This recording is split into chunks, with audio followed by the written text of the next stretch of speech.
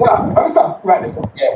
Because really actually, right here, so, is to show you how the integrity commission investigators Yes. were thorough with Andrew Wallace. Because really actually, you know, Andrew Wallace should have charged right after, you know. Yeah. Here, Section. so, Yeah, I wanna talk about that. Mr. Hollis was given several opportunities to correct his statutory declaration upon identification of omission. The matter of the sources of funds concerning claimant companies, company, with respect to Mr. Hollis' statutory declaration for 2021 remains outstanding. Once the source of funds is confirmed, the examination of declaration can be concluded. So, ladies and gentlemen, there were omissions.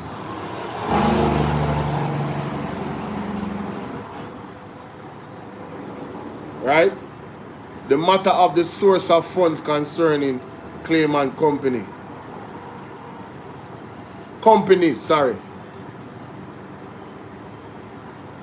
More than one.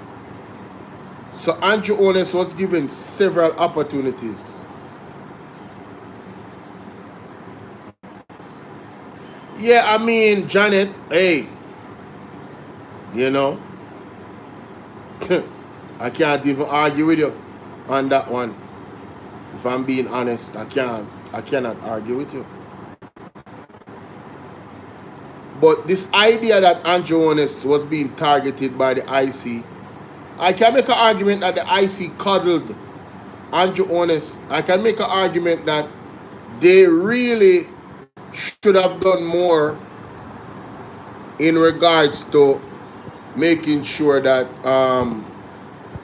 he was held accountable. He should have been charged. He should have been charged. But everybody else that is in this same situation is being charged now. But Andrew Hollis at that time was not. Sharon, what's up, Sharon? How are you?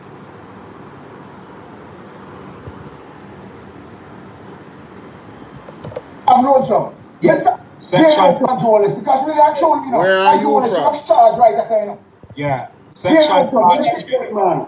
Right here, Zamoku, where are you from? Yes, sir. Hollis was given several people, now listen, several opportunities to correct his statutory declaration upon identification of Leftover oxtail. I will tell you something, eat oxtail. Big up South Africa. Andrew Hollis has been Jamaica lying in the to building. the investigators, and each time the investigators give the opportunity, right, to correct Several opportunities. But guess what?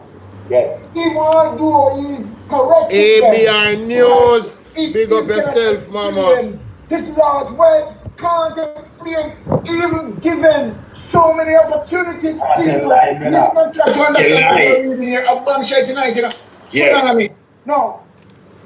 No matter of the source of funds concerning the claimant companies with respect to Mr. Hollis' statutory declaration for 2021 remains outstanding. Yeah. Now, Pastor Ricky, and 19 Pat and Lonzo, Yes. me collaborate also. Big up yourself, we love the ABR. investigation of Integrity Commission because we collaborate what Lonzo what Andrew was saying with the statutory declaration. Yes. The same investigation line that I had done, and the same investigation line the Integrity Commission and utilized. Very good investigation. Now watch this one, people. Once the source of funds is confirmed, the examination of declaration can be Winifred, big up. Declaration for 2022 and 2023. Watch this now. I refer to paragraph 12, subsection C, and 19 of the second onus affidavit. Those paragraphs are an abuse of process and collateral and the finding of this court that I examined Mr. Hollis' statutory declaration for 2022 and 2023. Mr. Hollis' statutory declaration for 2022 and 2023 were received by the Integrity Commission on March 29, 2023, and March 27 and 2024, respectively. Since then, I examined those statutory declarations in accordance with the provision of the Integrity Commission Act, but I have not been able to recommend to the Integrity Commission that they should be certified, because obviously, people, they cannot be certified and the source of wealth cannot be understood. Now, watch this now. Wow. This is because until Mr. Owner's statutory declaration for 2021 is finalized and certified, I am not able to accurately determine whether there is any growth or decline in his net worth in subsequent periods, which may require an explanation. Any omission from his statutory declarations for 2021 would impact future calculations of Mr. Owner's net worth. And what are the people? Not only future, it will also affect the history of previous statutory declaration that was certified. Yes. 2018. I refer to paragraph 12, subsection H of the second owner's affidavit. There is no attempt to stir up the public's sentiment against Mr. Owner's. Read it again. My interest is to faithfully discharge the mandate of the Integrity Commission by investigating. Yes. Read back your song, make the people them hear again. Honest, you say them have nothing against you. Them do them job and them leaning to you. They read back from of the second honest affidavit. There is no. There is no. So there is extreme leniency that the Integrity Commission investigators meting out to the Prime Minister. The Prime Minister just cannot explain his source of wealth. I read the paragraph 12, subsection H of the second honest affidavit. There is no attempt to stir up the public's sentiment against Mr. Owner's or embarrass him in any way. My only interest is to faithfully discharge the mandate of the Integrity Commission. That's it. Right. The matter of the source of funds concerning the claimant companies with respect to Mr. Owner's statutory declaration for 2021 remains outstanding, people. Remain outstanding as a result of Mr. Owner's cannot explain his way. Once the source of funds is confirmed for the Mr. Owner's 2021 statutory declaration, then the examination of his 2021 to 2023 statutory declarations will also be concluded. Now, all right, but you swear now, look how I got to know people.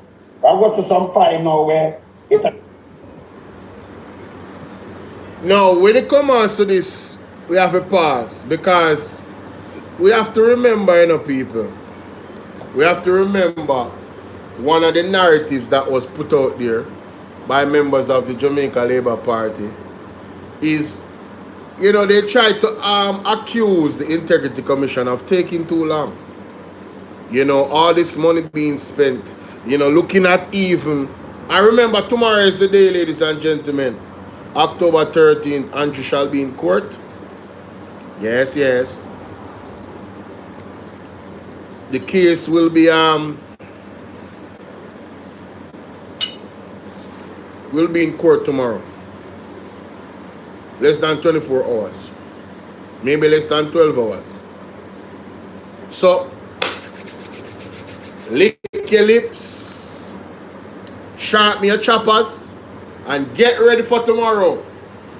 And let's see what is yielded from it. But in all fairness to the Integrity Commission, we beat them when we beat them, and we give them credit when we give them credit. The Integrity Commission was extremely lenient with Andrew Owens. They didn't want to appear as if they were trying to embarrass the Prime Minister of Jamaica. So they gave him ample opportunity to explain omissions, to explain things that could be deemed as misunderstanding. And when it all boils down to it, ladies and gentlemen, those explanations did not pan out. When they were scrutinized and looked at, they did not make sense.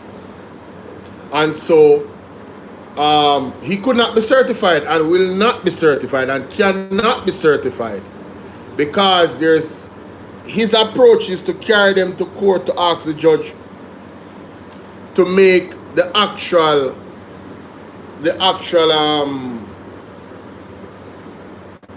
report itself null and void, as if it was not all accurate, as if they did not operate under the law. His affidavit wanted to say, oh, it was unconstitutional, and you know, it violated this and violated that, and to suggest in some any way that, yo, he's under attack. And he even went on the debate talking about the PMP has weaponized this IC report. The IC report is the sword of truth against his lies. The IC report is the sword of truth against the lies of the Prime Minister. They didn't attack him. They were far too lenient. He should have been charged early. Early. From early in the investigation, Andrew Warner should have get charged. So let us keep that in mind. Let's continue. Can I touch you on this? Yes. I just pass them when I go to some file. We'll pass the letter them. Now I mash up the place. Let me see that one now. Let me see what it's 16, 12. Let me see this. Yes, right this up. Let me see this. Yeah. And you all right. Wow. You want me one? Yeah, man, go. Yeah, who want go? All right, hold on then. Go on. Yes, can't we have nothing, so. All right. People, this is the tsunami. Jamaica. Yes. Before we start this, hold on the way. Before me start this, you know, people have to send me call people. You know. Before we start this, share the life. People share the life, man. Tsunami this. We can't have this, yeah. Because the Prime Minister with this coming out, the Prime Minister can't win no general election. Yes. People who go tell the people them now. On the call the people are foreign and tell us of tune in. Tune in from the Titans. Hey, come. Brother. We are delivering tonight. Brother. All right. Look on the period with them scope. Them going back from 1998 to the middle of people. Let me start. They would have to. But you see, let me start this. All of the money. Napoleon, what? I hear so they need that. Now people, watch this.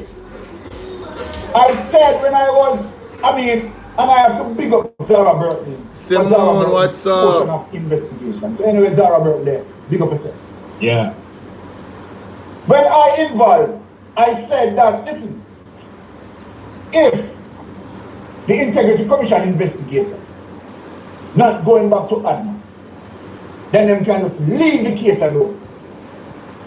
It seems like people, Jamaica people, it seems like the Integrity Commission investigator say, Byron, Mystic Sensation, you can go and talk. You understand? Yeah, we're going back even before admin. Because the Integrity Commission investigators is going to clean up I-13.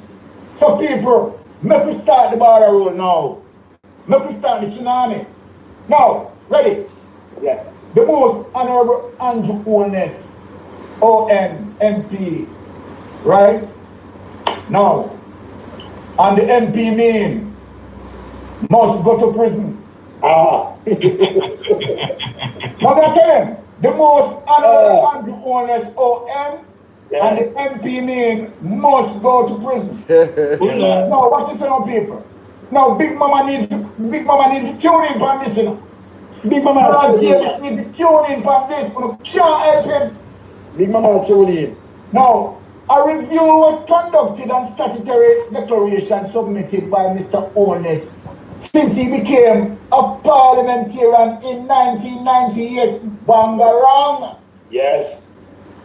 The scope of the review covered statutory declarations for the period June 1998 to February 25, 2016. This is before Andrew Holness became Prime Minister. You know? Yeah, now, this is before Admat. And this is before Admat. Now, people, watch this. Yeah. The objective of this exercise was to determine whether information entered on statutory declaration was a true representation of assets and liability of the declarant, and that his net worth, when calculated, was commensurate with the income stated. Wow. Now watch this now, people. After carefully reviewing and formulating an opinion on the facts as they're presenting themselves from our investigation, it was observed that his assets increased substantially over the years, and especially over the period 2009 and 2012 from around people. Some other areas of concerns were identified and required further investigation clarification. Whoa! Letters were subsequently submitted to Mr. Onus seeking clarification on varying issues. Well, I'm going to stop right there. Onus is Andrew Onus, one dirty, nasty liar. So when they were asking Andrew Onus if he was under investigation or he knew of any member under investigation, Andrew Onus knows that he was under investigation from that period of time. Yes. People, it appears that the Prime Minister is a habitual liar. I know we can pull up the videos that are for and against to prove that Andrew is a habitual liar. There's just too much videos. If you don't see that yet, it means you're not opening your eyes. You just don't want to see it. Alright? The man take lying to our next level. But when he lied about this, to me, that should have been political suicide. How do you, one, implement the Integrity Commission Act? That means you understand the law, you know it. You know what is required of you. And you know the mandate of the Integrity Commission. They write you a letter saying, listen, these things don't look right. We need you to clarify these things because it look a certain way. We're not going to be able to certify you. When you get a letter like that, how do you not know? How are you doing, Sonia? How do you not know that you're being investigated for illicit enrichment? That's what you want us to believe, you know. He searched far and wide and he doesn't know of anybody when he was the person. You know, I mean, he just casually lies. It's like second nature to him. And that, a person that just casually lies, I will never trust. And if you want to trust him with managing and our country's finances, well, you guys are very foolish. All of you lab rats are very foolish. Because one thing I'm sure about, thief never love to see thief with long bag. I've never seen a band of thieves operate together and it doesn't cause conflict. If you guys are gonna go into you know, some type of illegal activity with each other, one thief is always gonna look at the other thief's pocket. Whether he or she says it or not, there's always going to be conflict. It's a foundation for disaster. So the man just blatantly lied to people. Oh wow. I want to apologize to the people on the computer. Oh my God. I didn't remember I had 4 streams and one of them you guys could not hear me. I was just saying that this man is a habitual liar and we've seen it over and over again. It's quite unfortunate. And for the people that are watching me on the computer, hey, I am live on my phone. Yes, so you can come over to the phone here. I'm live streaming on my phone because live streaming on the computer, I was testing it. It don't make no sense. I'm still not seeing the results that I want to see. I'm still not seeing it. And then I have an issue with the microphone, so I'm just gonna continue to do it how I did. Audrey, how are you? Good evening. Hope all is well. Yeah, man, come over to my next stream, people. All 28 of you can jump over to the stream where I'm on my phone and you can actually see me. Alright?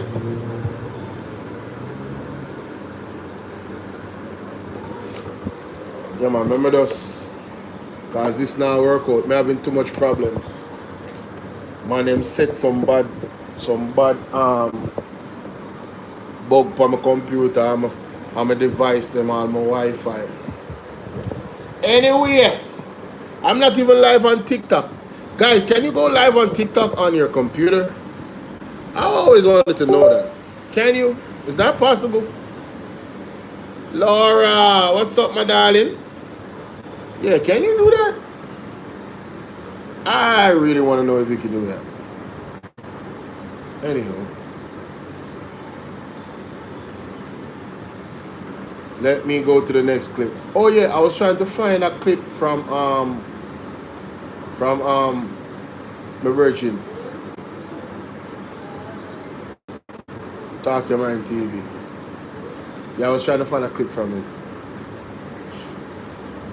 But unfortunately, I couldn't find it.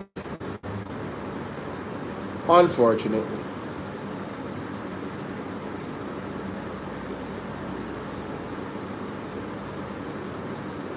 Un momento, por favor.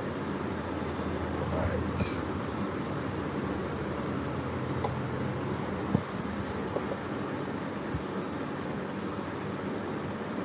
Because 90% of what them do is because of what we have said. All you see them talk about bus system that never mentioned until we mention our right system. But I soon come to that. The way them under pressure, them just a walk a cut ribbon. What day me look a 2-year-old come from school with bubbles alone. I call up a school, I say, want to a ribbon. Them say, Andrew cut it. I could not believe. Rebel speaks again. Yo, listen, man. Listen. Damon Crawford, yo, brother. Yo, you have to be a comrade, bro. There's no way you could have been a labor, right? There's no way you could have been a labor. You have to be a comrade. Damon Crawford had to be a comrade. There is just no way he could be a labor, right? Andrew, huh? Director gets away, but Andrew didn't. Wait, what? Wait, I want to go on there, so. Whoa, wait. What is going on? Hold on then, what? We love you, Kim! Kim, we love you, Kim! Kim, we love you! So that fire that you're experiencing now, it's not here to burn you. It's here to build you. Every struggle, every setback, every disappointment, they're shaping your strength. When them said double standard, yeah, the man couldn't be a laborer. The man had to be a comrade. Blessings, ABR family and viewers. Welcome back to the channel. It's a girl and Isabel Rose. And in this one, double standard of this government in plain sight. As well as the People's National Party calls on the current administration to take some action on pension payment delays. As well as another update on the constituency office of South Manchester. Please stay tuned for the details at hand. Don't forget to like, share and subscribe to the channel. Now, ABR family and viewers, we see the double standard government at play. And if this is not a brazen act of double standard, I don't know what it is. So we say them use some civil servant staff order to interdict, basically suspend R.J. Dixon after Iran in the September 3rd general election. And that same staff order, which is not the correct staff order for them to use to, reprimand him, says officers are expressly forbidden to engage in any type of partisan political activity in any elections at any level. So they can neither campaign or run in the election. But then we see in trade unionist Lambert Brown came out and basically clarified that the boards in which hires since of, I believe, 2011, some of those laws were changed. And so the boards are responsible for certain public sector workers as it relates to like doctors and nurses. The boards are the ones who employ us and not really the Ministry of Health. And so RJ Dixon basically has, a whole lot in his hand right now. And he's basically challenging the whole interdiction of himself as it relates to this current administration. But thank God we're seeing the People's National Party throwing their full support behind RJ Dixon. And the opposition spokesperson on justice, Zuleika Jess, speaks out. The People's National Party strongly condemns the unfair interdiction of Dr. RJ Dixon, who has been suspended from duties because he chose still working in the act in green civil servant who develops and oversees the execution of the office of this information along with a short clipping. So I'm going to show you all of that. So here we have a Kimberly McLeod, who is a communications director in the office of the Prime Minister. And under the law, she's deemed as a civil servant. She is a senior civil servant who develops and oversees the execution of the Office of the Prime Minister's strategic communications plans and manages media relations and provides expert advice to leadership on public media matters. And she is decked in green, showing that she's in support of the Jamaica Labour Party. And she is, I'm going to want no, look a small mind, or look a shallow mind, come tell me, say, a media work she do. She in her green and she support the Jamaica Labour Party as a civil servant. So what will they do as it relates to her? I am sure she's still working in the office of the Prime Minister. Yo, big up ABR News. I never knew this. This is great. This is an excellent video. Kimberly McLeod, huh? You see, it's not, I want people to understand, it's not about somebody supporting the labor right, It is about what is fair and right. Right? It's about, why would you name yourself that, Brown? Don't tell me that your parents gave you that name. Really? Wow. Who would want to be named the devil? Who would want that name as a name? That's crazy. Anyway, Miss Kimberly McLeod, decked out in our green. We love you, Kimberly. We love you, Kim. Kim, we love you, Kim. Kim, we love you. And the labor right them is like, we love you, Kim. And she's like, yo, thank you, my fans. Hey, shower labor right, shower. But yes, the Dr. Archer Dixon. No, she didn't say shower labor right. She was just waving.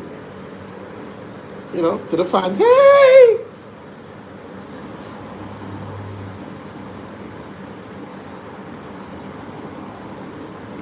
Excellent work.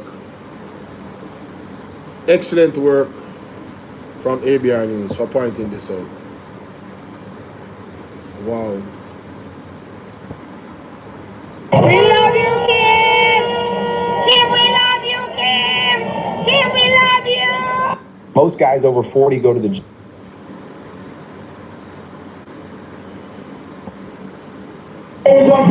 But yet still we see them have so much strength and teeth. For Dr. Arja Dixon. Boy, may I tell you. Mr. Bunting. Boss, I put in work. In an office.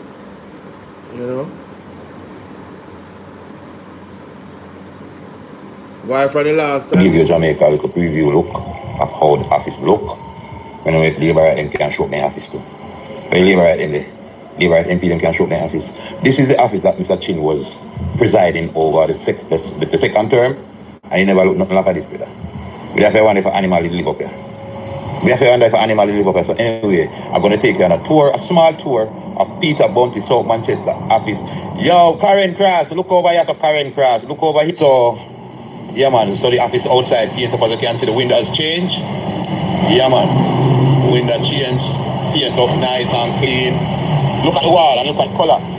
So we chose this color for the wall. So it's presentable to all Jamaicans, whether you live right or PNP.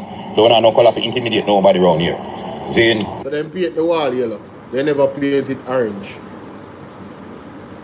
And the building is not orange. No color intimidation. Okay, so okay, I come around here. Don't right around the police station, you know. The police station right here. Right around the police station. You see it change the window them change out. No me, we have nothing to do with this. Seeing Peter Bounty change the window them, put in some modern windows, they call the old louver window them. So anyway, I go inside. Yeah man, it's a great justice slaughter, yeah man. It's a great justice slaughter, you see. Yeah man. So Tory justice, Tory. Chop blood, he does it. Ready?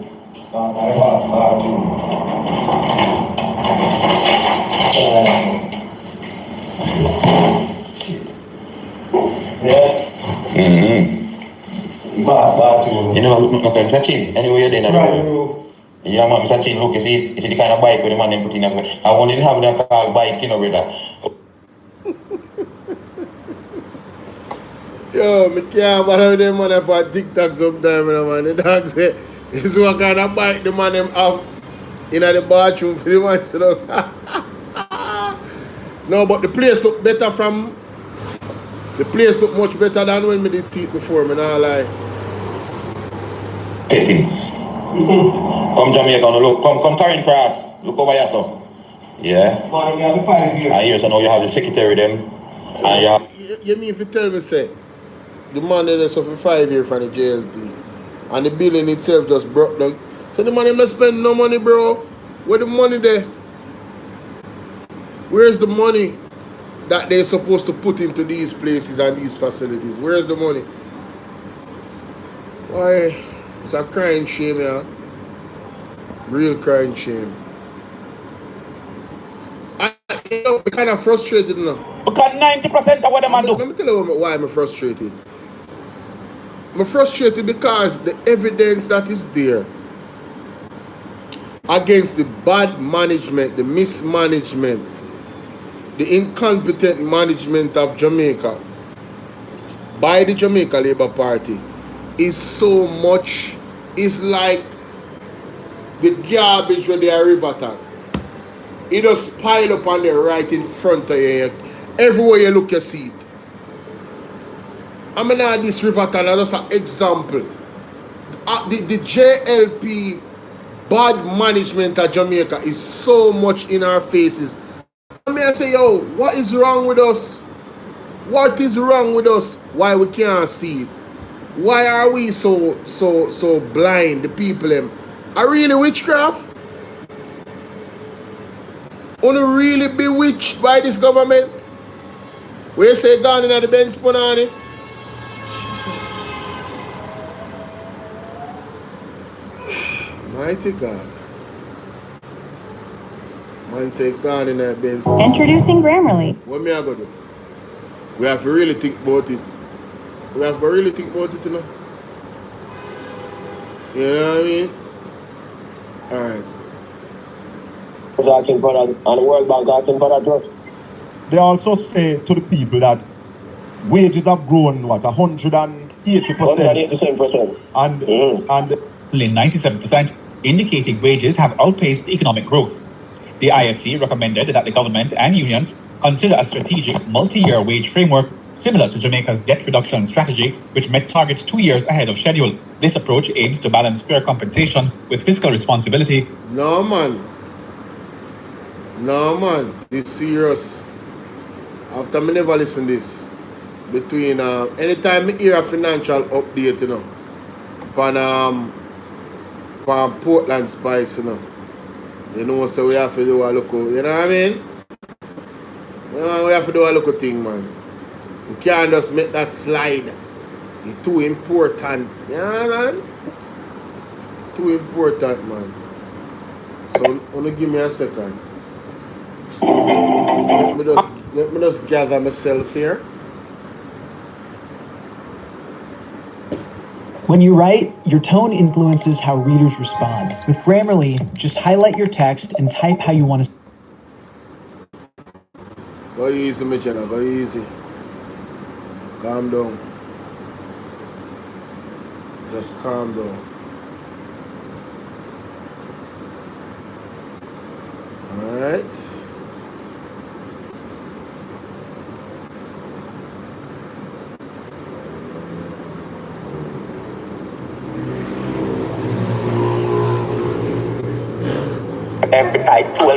Easy, boy. Well, hey, how we are?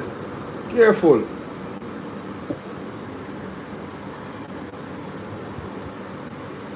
Just careful, man.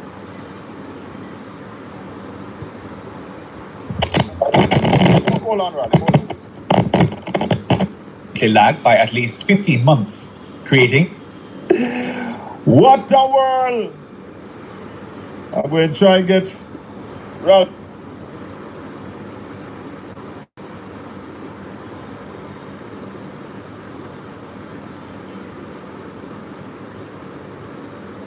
Jesus, what a world.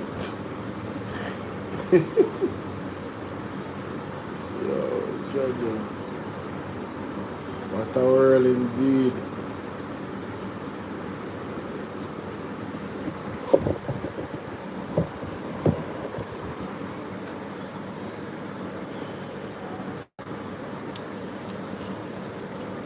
May I have to put that one out? That one is too important. Elga Fletcher, what's up?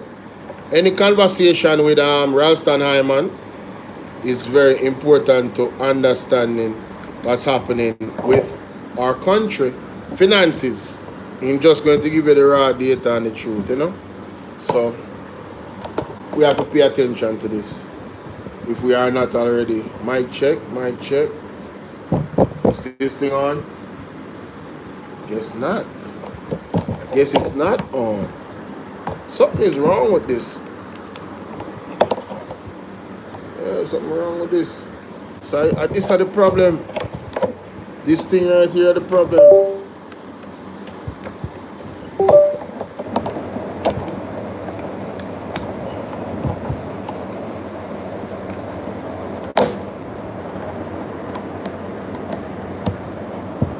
Mike, check. Two.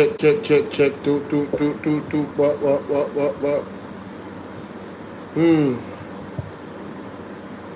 Alright.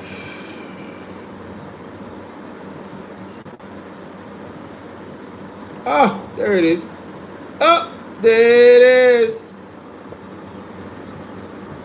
Alright, ladies and gentlemen, it's your brother Bolo V&R, and we are here with another one. I want to first invite you guys to go over to Portland Spice TV and go subscribe to the platform Colin Bell Show, where there is so much value in terms of information that is given.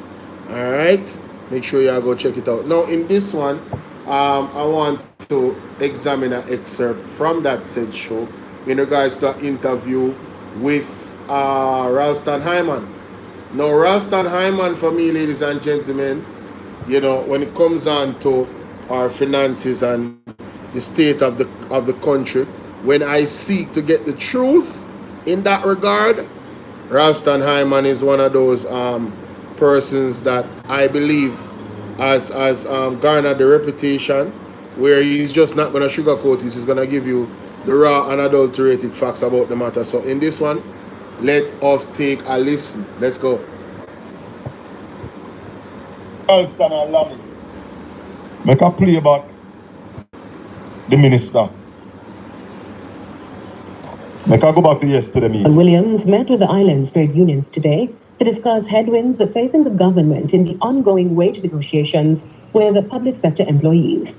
The high-level meeting, which was held at the Jamaica Conference Center in downtown Kingston, was addressed by economist Dr. Adrian Stokes and Fiscal Commissioner Courtney Williams. More in this report from Hal Shaneberg. The meeting comes on the heels of a controversial recommendation by the Independent Fiscal Commission for the government to consider reintroducing a ceiling on wages and salaries following its latest assessment of the Dr. Andrew Holness administration's fiscal performance. At the meeting, The finance minister and her technocrats sought to clarify the need to anchor public sector wage negotiations within a clear, timely framework to improve budget predictability and fiscal sustainability.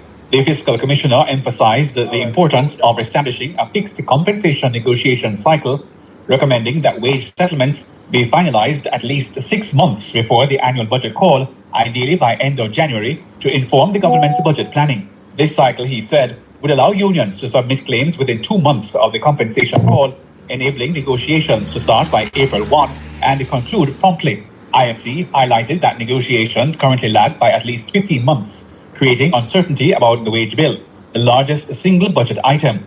Minister Williams and the IFC stressed that timely settlements protect workers' purchasing power and help the government manage fiscal risks better. The minister argued that the lack of a fixed cycle poses a risk of delayed settlements, overlapping with budget submissions and complicating fiscal planning.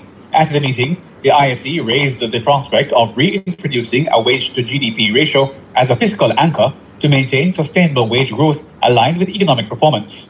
Data submitted today showed that over the last decade, wages have grown by 180%, while GDP grew by only 97%, indicating wages have outpaced economic growth. The IFC recommended that the government and unions consider a strategic multi-year wage framework similar to Jamaica's debt reduction strategy, which met targets 2 years ahead of schedule. This approach aims to balance fair compensation with fiscal responsibility without setting a fixed percentage immediately. Al Shane Burke, Radio Jamaica News. Pause right there, sir. Pause right there. So, Raleigh morning. Raleigh. We're not here in Ralston. Ralston morning. We need your help to save the...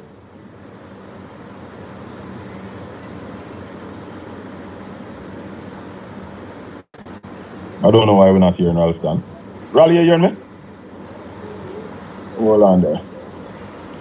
Why we're not here in this? All right, hold on. Let us reconnect you to the studio. Hold on. Let me reconnect Raleigh to the studio. I don't know why we're not getting him there, so. But.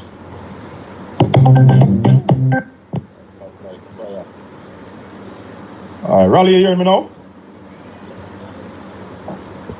Hold on. Yeah, man, what was the question? All right.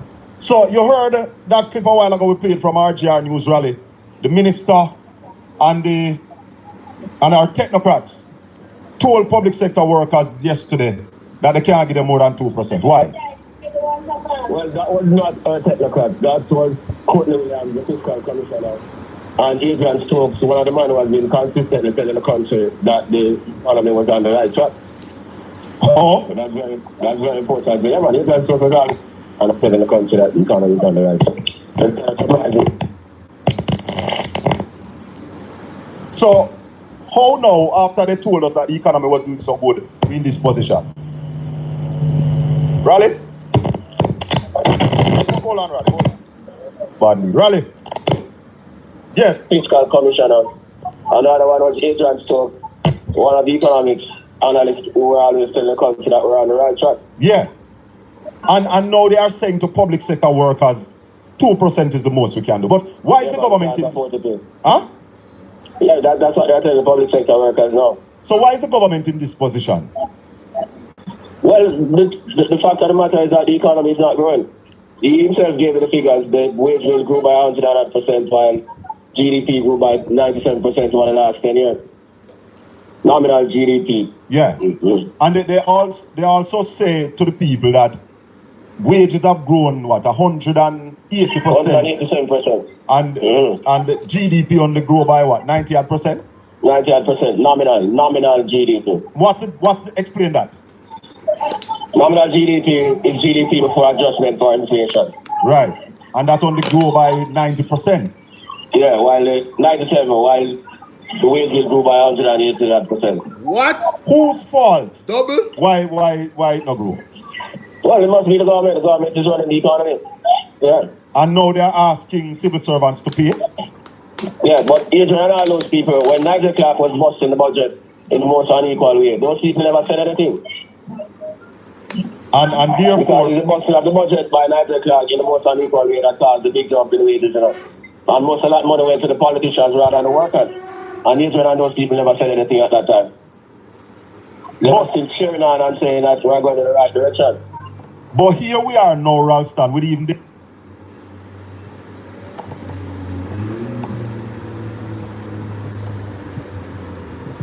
So people, wanna hear that? Wanna hear what Rasta man does say?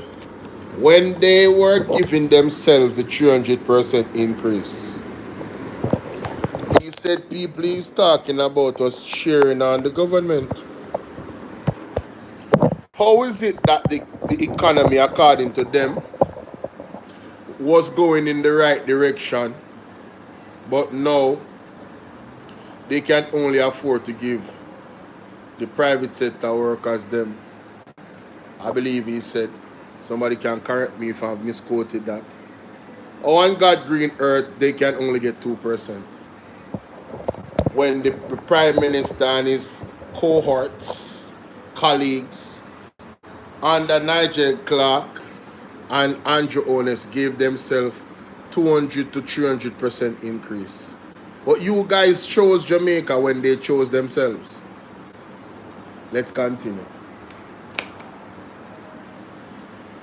In the most unequal way that caused the big jump in wages, you know. And most of that money went to the politicians rather than the workers. And Adrian and those people never said anything at that time. They were still cheering on and saying that we're going in the right direction. But here we are now, Ralston, with even the head of the civil servant union is saying that they are not going to take that 2%. And the government need to show them how they are going to grow the economy. And that is correct. You can't go to the workers and tell them take 2% after you take almost 30%. Yes, and you have to develop a growth strategy.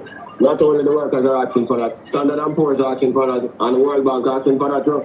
They also say that the government asked them from November to submit their wage bill, their wage proposal. And now the government is waiting until almost November again to say to them that you can't get what you want. Is that the correct way of negotiation? No. What we were expecting to join by Lambert Brown. We've been calling him. He told me that you'll be on the road just like yourself. We know you're on the road. But we're not getting Lambert because Lambert didn't go to the meeting yesterday. Because Lambert said, what do you think about that? Yeah, well, I agree with him because what I said, they have been consistently telling the people how great the economy is doing. All the technicians going on the bank of Jamaica, Wayne Henry, Adrian Stokes, all those people. So we were always telling the people that's not true, and they were saying that we were bad-minded. Now it comes as a shocker to the people to hear that this is the position that we are in. But we were always telling them that. Yep. And it's not that you were just bad-minded, you were a bad news whore. Precisely. Yeah, man. So all of the Damian Kings and the Adrian Stokes and the Richard Byleses and the Wayne Henrys, they were telling the people that everything was on the right track. Yes. And that we were bad news whores and all of those things. Now S&P and the World Bank and the same people come back and say, no, we're on the wrong track. They don't have any credibility. The civil servant union also say that the government is not setting any example with the size cabinet that they have named. Of course, correct. Of course, because you can't name such a big cabinet. Yep. And then come and tell the workers that you don't have any money. We said that from day one, that's a bad example. Yep. So where do we go from here, Raleigh? Where do we go? Where do we go from here? What happens is that two things, the unions can't go back and tell their workers that they're going to be demotivated. So the workers are going to give the instructions to the unions to stick out, and then the government will have to find a way. And what is going to happen again is that the capital budget, which they are already underspending, and the Prime Minister is accusing the contractor. They will cut it again when they are getting a growth. It's going to be a vicious down cycle. I don't even want you to go there so yet, Raleigh. Because one of the things when you want to ask, you know, is that how can you pay $32,000 a week for minimum wage, but you can't be civil servant more than 2%? How is that going to work? No, remember, saying the government are paying the minimum wage. The man announced it to the people, they want to run them business and pay, the government are paying. So, but teachers and nurses and police, doctors and other civil servants do hire people to work in their household. We told you from day one that it wouldn't be working. It can't work because those people are not going to be able to pay. So all of those helpers, the 110,000 helpers that we have, most of them are going to be laid off. So it's 110,000 household helpers we have in Jamaica? Yeah, man. Yeah, man. And at the next budget, the government said that they are going to increase minimum wage by what, $2,000 or $2,500? $2,500. Can Yeah, man. these people that employ that 110 household worker, can they afford that? Can't afford it, and most of the business people in the private sector so they can't afford it either, so the government have to come sit down with them and discuss it. Did the government trick the Jamaican people in the election campaign? Yeah, man, and they bought it out line and sinker. But all of the private sector leaders them say the government can't do that, they must come talk to them, yeah. But the big thing about it, Rastan, is that man them win the election. They're not here now. Well, the people already get tricked, so they have to live with it. But what will happen is a whole world of industrial relations problem and no growth. Yep, and it will create other social problems. It will turn us more into a police state and all it will break loose. Let's go to the capital budget, Ralston. People want to hear that.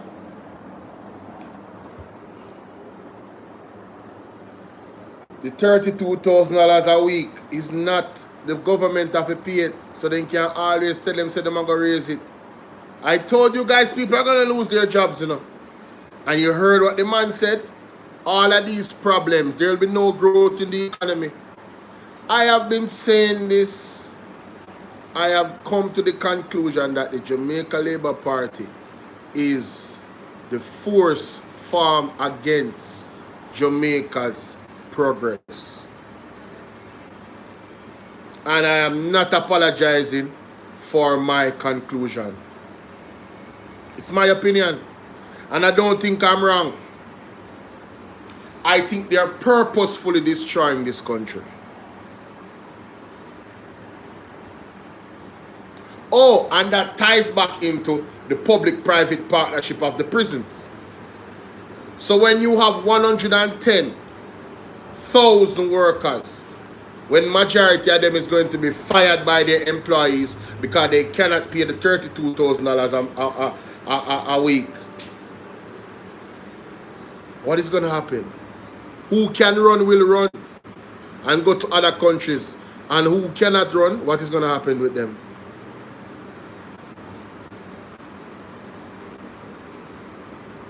Tell me. Use your brain. They have families, they have children. Suppose them can't send them children to school. Will that lead their children to more idle time, to be on the road, to get caught up in gangs, to go do something stupid? Is it possible that it might lead people into attempts of crime because them can't find food to eat? Is it possible? So now the public-private partnership in the prisons gets a major profit because of the conditions that were created by the government. Raise their money and how much they get paid, and to hell with everybody else, and then say them are going to raise minimum wage, and then the people them that actually pay them can't pay them. They have to lay them off. No work. Back against the wall. Do you guys see it? Let's continue. It is not just 20 billion. The last time we spoke about the 20 billion that the fiscal commissioner spoke about. Now they come back this week and they talk about another $50 billion that ministries... Yeah, that was last year. Right. The select group of public sector entities never spent 50 billion. Yeah, he mentioned something about the underspending of the capital budget that my finance minister, sorry, general name again, man. The PMP's finance minister, he raised the question about the underspending of the capital budget. The underspending of the capital budget is a signal that we are not going to get any economic growth. Julian Robinson, my apologies, sir. Right? Sometimes my brain leaking and just have brain fart. Julian Robinson warned, he was very concerned about that. He put out a whole media release about it. So this is going to lead to more capital budget underspending. That is going to lead to no growth, which is going to lead to the people in these industries being frustrated. And here the man says it's going to lead to a police state. I'm going to play it back. Problem in the camp. But what will happen is a whole works of industrial relations problem and no growth. Yep, and it will create other social problems. It will turn us more than a police state and all it will break loose. Let's go to the capital budget, Ralston.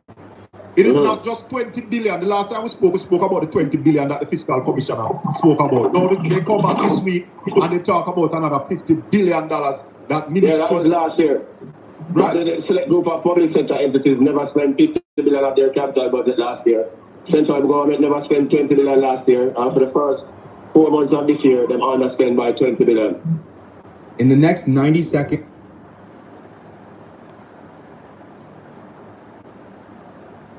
No. For the first 2 billion of their capital budget last year. Central government never spent 20 billion last year, and for the first 4 months of this year, them underspent by 20 billion. No, that money is money we're supposed to deal with the infrastructure that is deteriorating rapidly. What effect that is having on the economy? Well, the fiscal commissioner don't tell you already, if you don't spend your capital budget, you can't grow. Bring it down to a household. If you don't fix up your house and live in a comfortable situation, you can work harder and become more productive. So if you don't have a good bed to sleep on, you can't rest at night time. Right. Good bathroom for days. I said, to bring it to the country now, we road them mash up every time rain come, the place flood out. You can't get for produce, the bricks then pot down, people can't get for move from point A to point B. The hospital services run down, you don't have enough beds, you don't have enough this, you don't have enough that. All those things are the underspending of the capital budget. As the contractors, them tell you, Mr. Mullins tell you, say, anyway, going to the road, dig up, and it can't fix, and because them not get the pay. So from Nigel was here, his reason for not spending the capital budget was that procurement guidelines are a problem. Now we hear the Prime Minister blaming the contractor. Speak to us about it. Right. Yes, and the Prime Minister said is the contractors the way the time when them take for the project and how them execute project. But the President of the Master Builders Association said the Prime Minister chat foolishly.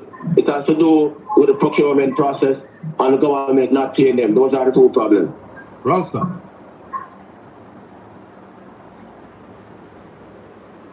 That's not the first time I'm hearing that report. Even when it comes on to what is happening in our healthcare system, I hear that is the issue. The lack of payment to these different companies that supply them with equipment like gloves, bleach, disinfect, whatever. All the tools that they use in the hospital. That's one of the main things that I have heard why we're having issues in all the ministries. And now when it comes on to our infrastructure, you hear him say what the people are saying from the Master Builders Association, say Prime Minister chat foolishness. Them not pay away. It's no procurement process issue. Or whatever they said it was. Let me play it back. Listen. Because the time when them take for the project and how them execute project. But the President of the Master Builders Association said the Prime Minister chat foolishly. It has to do with the procurement process and the government not paying them. Those are the two problems. Ralston, does the government really have the cash that they are talking about? All this money? No, because Mr. Mullins said there are significant arrears in the system to the contractor. So the man them say a contractor if you get paid in 59 months, it takes 59 days, it takes 500 days. I heard that interview yesterday morning with yourself and him. And there is and that incurs interest that taxpayers have to pay. Have to pay. Right. For the contractors who are willing to borrow. Some months so some months say them not borrow. So that is why I'm saying anyway to the project shut down because them stop work, because them not move until them get money. So that is why that explains to the public when you go around and say I went for a road dig up. I have to all the roads here are done. My say when I get the money. So all this talk about how much money the government have, and when they budget how much $1 billion for the capital budget. Are you saying to us that they don't really have the money the country broke? They don't have the money in some instances, and the other instances is the inefficiency and poor management, as Mr. Mullins said. So Mr. Mullins said, all right, them say call him, them give a project, and them say this is the scope of the project. And when they start the project, them change the scope. Yeah, and the different agencies between Water Commission and Works Agency, them have their spinning around all about the place. 3 months, 4 months apart, and all of those things. Yeah. Who is responsible? Poor planning, poor execution. The government. And not civil servant? Nah, man, the government one. Because civil servant can't change the scope of the work, right? No, the minister and the prime minister who are on the project and Works Agency. Yeah. So we're having a serious. Sorry if you cut it so much, but I want to make this point very quickly. So Nigel Clark was paying the IMF debt too fast. But when it comes to projects that have to do with the development of the country, our road infrastructure and everything else, what we're hearing from the master builders is that the procurement process is the problem, and also them not paying them on time. So when a project should be paid for by 60 odd days, it's not paid for and it takes 500 odd days, and that incurs an interest. So that's more strain on our tax dollars, and then the infrastructure is still not fixed, so it only get worse, and then it costs more for fix again. So it's a cycle of destruction. Again, like I said, the JLP is the force farm against Jamaica progress. Pay off the IMF fast, but don't pay the people that are supposed to fix the road them fast. Don't pay them on time. Wow. In the scope of the work, right? No, the minister and the prime minister who are on the project and Works Agency. Yeah. So we're having a serious problem. Ralston, where do you see this economic going in another 2 years from now? And not going 5. We don't see the growth. Remember, the growth was originally projected at 1%. We don't take into consideration all of the disturbances that are going on internationally and this underspending of the capital budget. Yeah. So we don't see no growth. You don't Standard & Poor's don't see it. World Bank don't see it. Yes. And that's why they are saying to the government that you need to grow. Yeah, man. Because if you don't grow, you can't pay all of the bills that you have to pay. And if there were any inkling of growth coming, Standard & Poor, the World Bank, the IMF would have seen it. So they would have saying, continue on that trajectory. Yeah, man. The man them said the forecast are the lowest for all regions. The regions, Latin America and the Caribbean. Yeah. The growth forecast is the lowest of all regions in the world. And Jamaica is growing at one of the slowest pace in Latin America and the Caribbean. So, with all that we see, the groundbreaking that we saw taking place, are these some of the projects that the $50 billion have not been spent on? Yeah, man, as Mr. Mullins said, that was groundbreaking. After the groundbreak, nothing now go on. Nothing go on. Them thing was just election call. Are we in serious trouble, Ralston? No, I mean, we're in serious trouble, brother. But it's like the civil servants, them locked down the place, and them now go work, so that make it even slower. But if the civil servant lock down the place, they will lose their work like we Trump and do America, fire federal workers. Well, our system is not like Trump's system. It's harder for them to not Jamaica. Based on the representation of our people in terms of trade unionism. A different thing. You can't just lock down one of the people like that.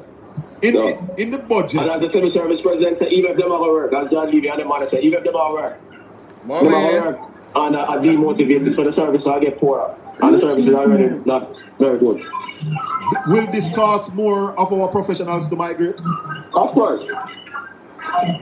And if them can't migrate, it will cause more, you get trapped. So the social problems will get greater because Trump will make it harder for them to migrate.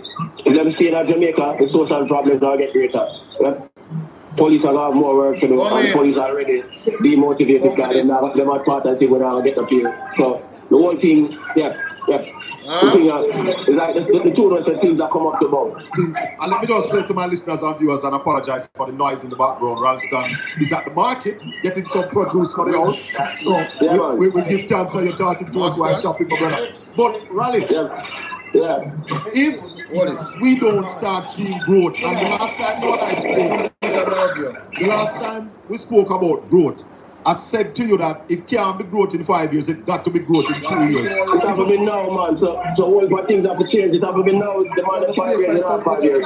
We hear the Prime Minister say that they are going to employ a consultant to tell them how to bring the creative industry together with tourism. Is that necessary? No, because we already know what to do. Them things are not them friend of my work. We already know what to do.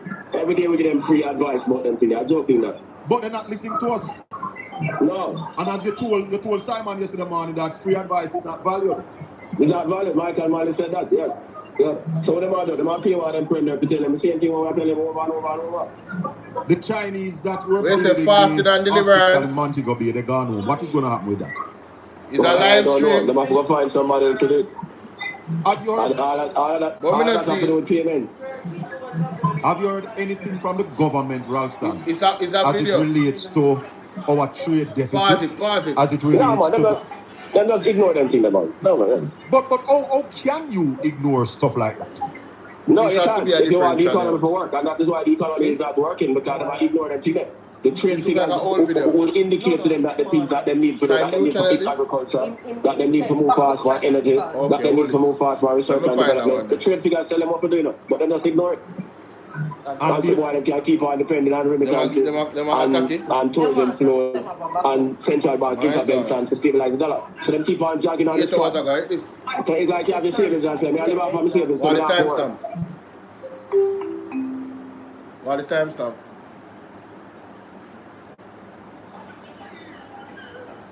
Yeah. Well, I'm on in one of the chat room. I say from 2016 we are talking the same thing, and then I believe we. That's right. But CETA come on now because what we are talking about is like a pregnancy cure. Yeah, man. It's not going. Something come. Something come. The baby have to deliver now. So we don't want to believe we. Just wait and see. Well, somebody who don't believe something must wrong with them head, because I'm sure them go up on the road every day and see the poor condition of the road. I'm sure them say, oh, the bridge them can't fix. Try bridge take 4 years before it starts. I'm sure them know about the hospital services. You have to sit up on chair and them things. I'm sure them know about Cornwall region. Them just blind themselves to reality. I'm sure them hear what the World Bank has said. I'm sure them hear what the FMC has said. So them know it's politically blinded. Let me tell you something, Ralston. A lie is easier to believe than the truth, you know. Yeah, we know. Easy to believe lies. But Raleigh, if the workers don't get more than that 2%, which we don't see them getting anymore, what do you expect? Well, I expect them to get the more. If them don't work, them only going to pretend to work. Yeah, me expect some industrial relations disputes because people like Lamia and Vincent March, them money than the joking. And if them finally settle, the people who just got work and pretend to work. So the weak productivity have an increase. You know, get an increase in our productivity. I remember every private sector business has to do business with a government. So the whole economy, they talk about productivity and that's remain talk. And we just continue to limp along at 0%. We might end up back in another recession. So we then have to tell another lie again. And that's not our God. Going around in circles. The problems on the road are increased. Police and people are getting more problems because people are trying to find ways to survive.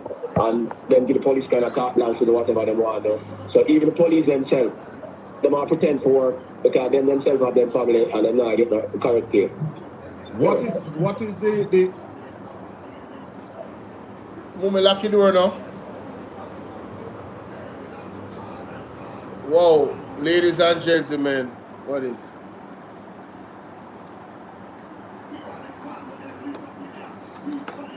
My check. Oh. Whoa. So people, you know, so me I go cut it off right there. So wanna go over, go watch the rest of that video over by Colin Bell show, because what is happening right now, ladies and gentlemen? Yeah? Look. Put it on the line on your top. See that? Anyway you want it. Use it now, try it now. Draw out the mouse, right. Put it on the line. No man, you put it on the red line. It's not on the line. Drive down some more, mommy. Right. That's how you do it. Go on now. Help yourself. Yeah, my mother in there. You can't slow enough. Because we're fast. Anyway, we are your children. None of us are slow. in terms of technology. Anyway, ladies and gentlemen, I am sorry. I have to help out mommy. So, you know, mommy come first. But you see what Rastan Hyman is saying? This is going to be, you're going to see a lot of police get locked up in a prison. You're going to see a lot of regular citizens get locked up in prison. And let me tell you why. If this continues the way it's going and there's no growth, the people are going to find a way to find money. So you notice the youth them a scam, and you see only pop them a go to prison. Some of them a get gunned down by the police. Hey, the youth them nowadays, them no want hear about the 9 to 5. Because the 9 to 5, them don't see a way how the 9 to 5 can actually propel them into realizing their dreams. So if you continue an economy that is not growing, I know even the civil servant them and public sector workers them is crying out. Like him said, they're going to go to work and they're going to go slow. They're just going to go to work to collect a check. And guess what? The police them know the right or left system. When them say we are going to write your ticket or left for money, everybody know it go. Right or left. That's going to get worse. The laws them that the JLP has put forth is going to help the police to pressure the people more. No, it's going to be a cycle of madness. Because imagine the people that go on the road. Anything at all the police them can stop you for, that they can give you a ticket for, is either you're going to go to court and spend the time in court to go and challenge it, or you're going to pay some heavy fines. Either way, it's going to put pressure on you because you're not making enough money already. And then in that regard, between the police and the citizen relationship on the road, it's going to burn your pockets either way. So it's either going to pay the police for money if you move and don't get no ticket, or you're going to take the ticket and you're going to pay it, or you're going to go to court, waste time, or use your time that you could be using to make money to go to court to challenge the ticket. Either way, it's going to cost you. The system has been set in such a way to create an environment of frustration among the people. The pressure cooker is on, ladies and gentlemen. And it's not that the JLP don't have the solutions, right? I've been trying to tell you, what? Oh, come with it. It's not that they don't have solutions. They have been given free advice. But no, you stop it. You pause it. See there? See what right there? So you can press this. Or you can tap the screen like that. I did tap the screen. That's why it paused. When you tap it, pause. I'm saying if you don't carry the cursor right on the line and you carry it in the middle here, so it's going to pause it or play it. So you have to make sure that the cursor, see your finger there? When you go up on it, you say highlight, yeah man, I just do that. Are you with that? Alright? So yeah people, this is a video that definitely had to react to because this is something to pay very close attention to. The workers them not getting more than 2%. Wow. That is 1% of what they gave themselves. I want you guys to understand that they are giving 1% to the workers that they gave themselves. 200 to 300% increase for them, but 2% for the no. We hey man, y'all ain't seen nothing yet, man. Boy, listen, man. God, please intervene, Lord. Please intervene. It's about to get crazy in Jamaica. Let me know what y'all think in the comment section, man. Let me know what y'all think. Let me know what y'all think.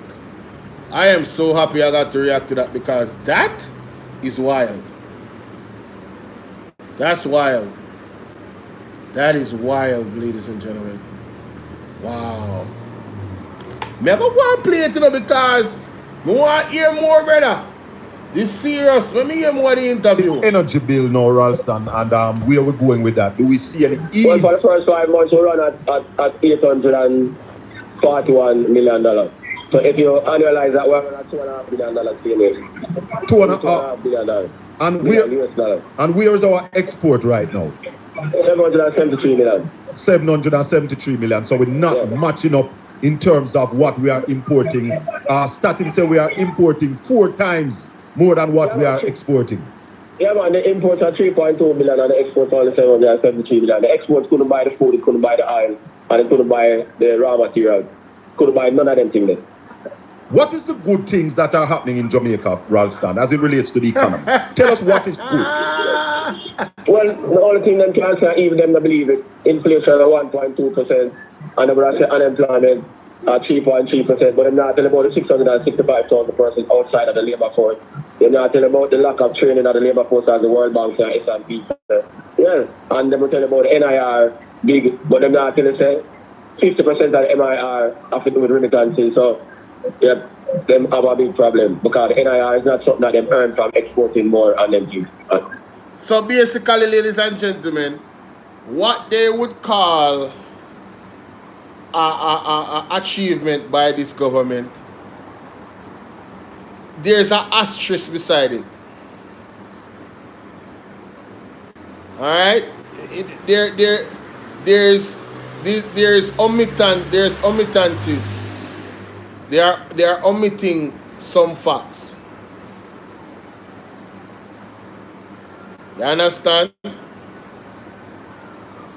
And that I've been telling you guys, this unemployment rate that they are boasting about, rubbish. Yeah, I mean, the people got tricked, you know, by the trickery of the Jamaica Labour Party. You have to give them credit. Them fool them. Them fool them. All the people that voted for the JLP, whether they were bought, given money to turn from the PMP, or they were Labourites that sell them vote, or them die-hearted and then just everything what Labourite do is right, they all were tricked. They contributed to their own self-destruction. Point blank period. There's no other way to put it. Let's really be blunt about it. Let's speak bluntly. They were contributing to they have contributed to their own destruction. On the day of September 3rd in Cashback that represent dead, them dead. Just remember good. Yep. Raleigh, give thanks, brother. We'll talk. All right. One love. Yep. All right. Oh, and they said done. Oh, we could have put in the last part about the wage bill and them something there. And the import bill and them thing there. Oh man. Viewers and listeners, that's Ralston Iman, Jamaica's top economist. There's none better. None. None. Believe. Just believe, no man. None better, my people. Mighty God.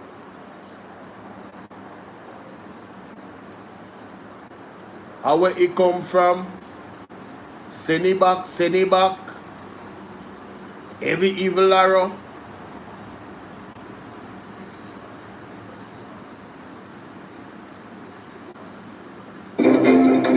A corrupt government cannot liberate the people. Oh, somebody was saying that the Chinese protests. What I got to understand from this video is that the government of Jamaica have nothing to do with the Chinese that get paid now. Listen to this. The announcement of the delay in the completion of the Western Children and Adolescent Hospital came on the heels of a protest by Chinese workers at the hospital site 3 weeks ago. TVJ News understands that their employer based in China did not pay them for a period of 6 months. The Western Children Hospital was a gift courtesy of the government of China.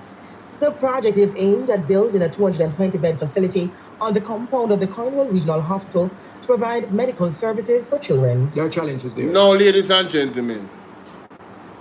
According to them, right, as you heard, is a China-based company that pay the workers. Now, if I am to use any common sense and deductive reasoning, I would ask the question, doesn't the government of Jamaica pay China? Is China doing this for free? What is the arrangement? Did they get some lands and they're building this hospital for Jamaica. Did the Chinese get any money directly for the project? Is there a system where they're getting paid by our government periodically for this particular project? Maybe they got a discount. What is the nature of this? Those would be my questions. But let's listen to Christopher Tufton, aka BP, aka Benz, yeah man. BP, yeah man. Now, first challenge is that we don't have control over the facility, except that we have a project manager through the Urban Development Corporation that is providing that level of oversight. Dr. Tufton told journalists that the project is a partnership between Jamaica and the Chinese government. There have been some issues which you know about. Those issues have been suspended, but we are concerned about some of the pace of the work and what the impact of those issues will mean in terms of delays. Dr. Tufton further noted that despite the setbacks, he remains hopeful and that we are still encouraged, pushing for a timeline that's will give us the results sooner rather than later, and we'll continue to work with our partners in China and the contractor to try and catch up on any delays from what has transpired in the recent weeks. Kimberly Petty for Chief. Sir or ma'am? So, only hear that. What I understand is that the payment of the Chinese, the government of Jamaica has no direct involvement in that. But my argument is, do they have indirect involvement? That's my question. Do they? I don't know. Who knows? Who knows? Who knows? Who knows? Who knows?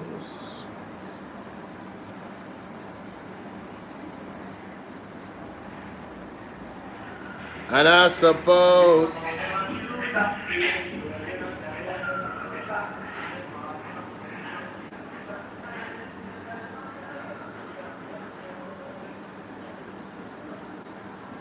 who knows? Who knows? Who knows? Who knows?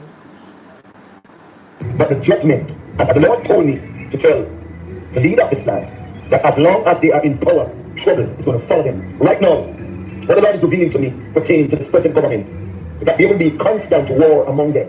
Because some of you thought that the war has been there for a very long time, but the war is going to increase among them. The Lord is going to show and prove to the people of Jamaica that he's not with this government. Somebody said, thus the Lord. The Lord spoke to me to tell the Prime Minister of Jamaica and his whole team that he is not with this people. Praise be to God. He's not with this government, their decisions, and the Samoa law that is signed behind the back of the people of the nation, the citizens of Islam. Russell in the building. What's up, Russell? Salute to you, man. Hey, Russell, you gotta spell Jamaica, brother. You gotta spell Jamaica, man.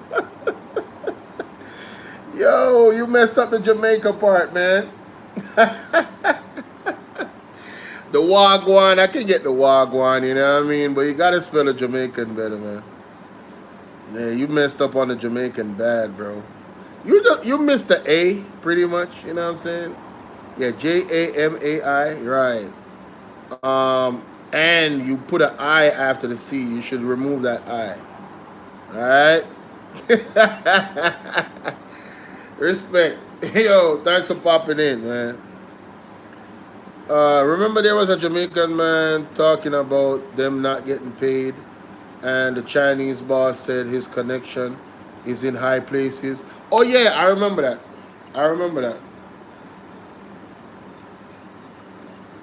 It will be exposed. Also, the Lord reveals to me that someone's going to rise up, and this is someone that is untouchable. This is someone that has their secret, that has their corruption, that has their ticket. This is someone that will expose them in a disgraceful manner. Truth are going to be exposed. Because what we see where people are resigning, people are getting sacked, people are getting fired, these decisions are very, very sticky. And even with warning time, it is going to cause a lot of bang around in the JLP party. After the election, the local government election, the Lord said the judgment has begun. The judgment has begun. Because they have stolen the election. Oh yeah, this is sped up. I can't stop it from being sped up. This one is definitely sped up. It's definitely sped up. They will experience judgment upon judgment, hearing the word of the Lord. And if you notice, Winston Ennis, he was supposed to swear in, and he withdrew.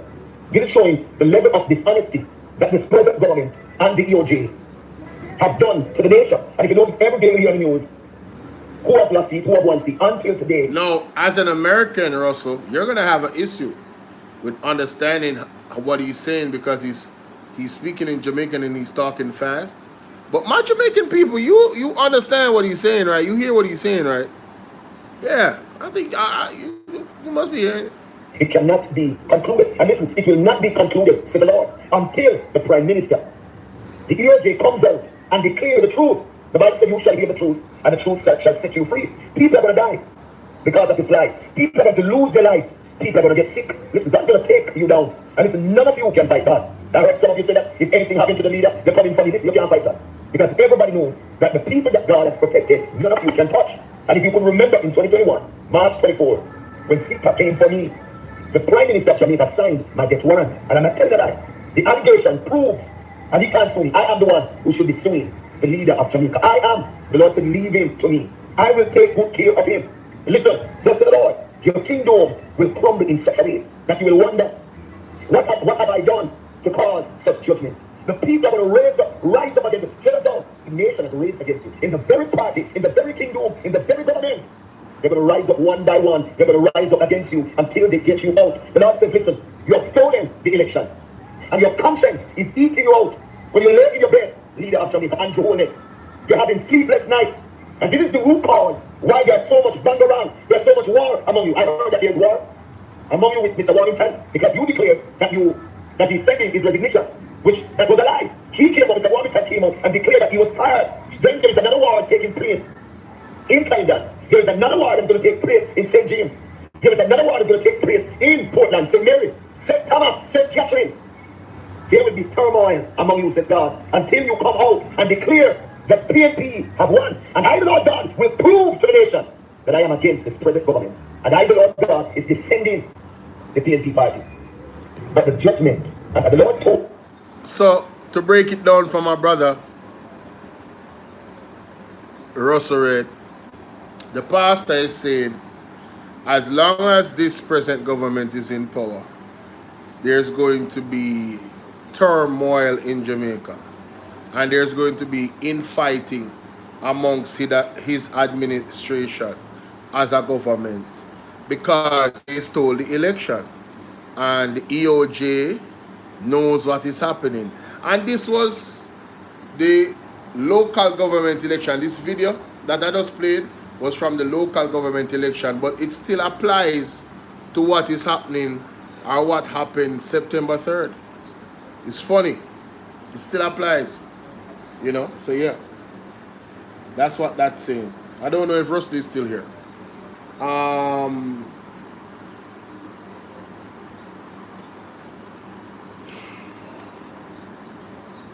I can't believe that the labor them is still putting out things about Right Mango and trying to use that as something. It's quite sad. Outer road.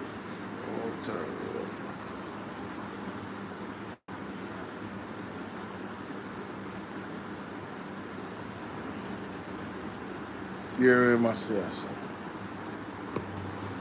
Greetings in the name of Imperial Majesty. My friend Kamala, Right Mango. Mr. Dem I try to tarnish her. Which are the same thing Labour do to me. Remember when them locked me up? Labour say, with one video come out, that me have must a 60 ticket and they will on for me and me a demonstrate. So me have alternate ticket and go and demonstrate, the police lock me up. I want to tarnish me over the net. Now, me soon Aldane, I go on Aldane, big up. I tarnish. Come on, alright, Mango. What you know what me do? Save all of who me here call her name. Video. Because she bright, intelligent, and smart. And she not thief. A traffic ticket make she was remanded in custody. You understand me? And listen up. Make sure you have no dirty money, pussy. Make sure you have no dirty money, because you know she not ramp. Hold on. Great thing. Let me hear that. I don't know why they do it. I really 1 don't. p.m. never to take this $5,000 and buy KFC. Choose Jamaica. Those were the words they said. But it's not even 3 months. And look at this. Did you know that recently a 17-year-old young lady went to the University of the West Indies hospital? She had an asthma attack and she was refused oxygen. What? By the time she got to Andrews Memorial Hospital, she died. Light just gone and light just gone and light come back, people. Oh man, why they keep doing this to me, bro? Why? This is the second time this has happened. Man.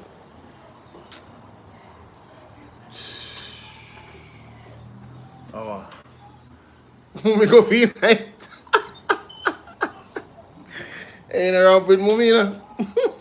You see why I have my computer plug in or something, yeah? To protect my machine from that. This thing right here, so. Yeah?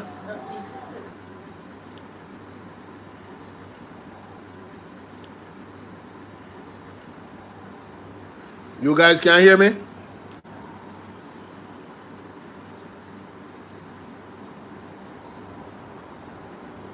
Can you guys hear me? It's gonna take a while for the Wi-Fi to come up back. Let me see if this one is working.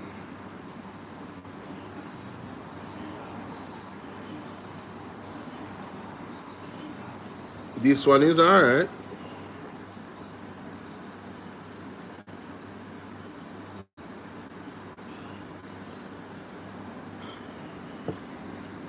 This one is okay.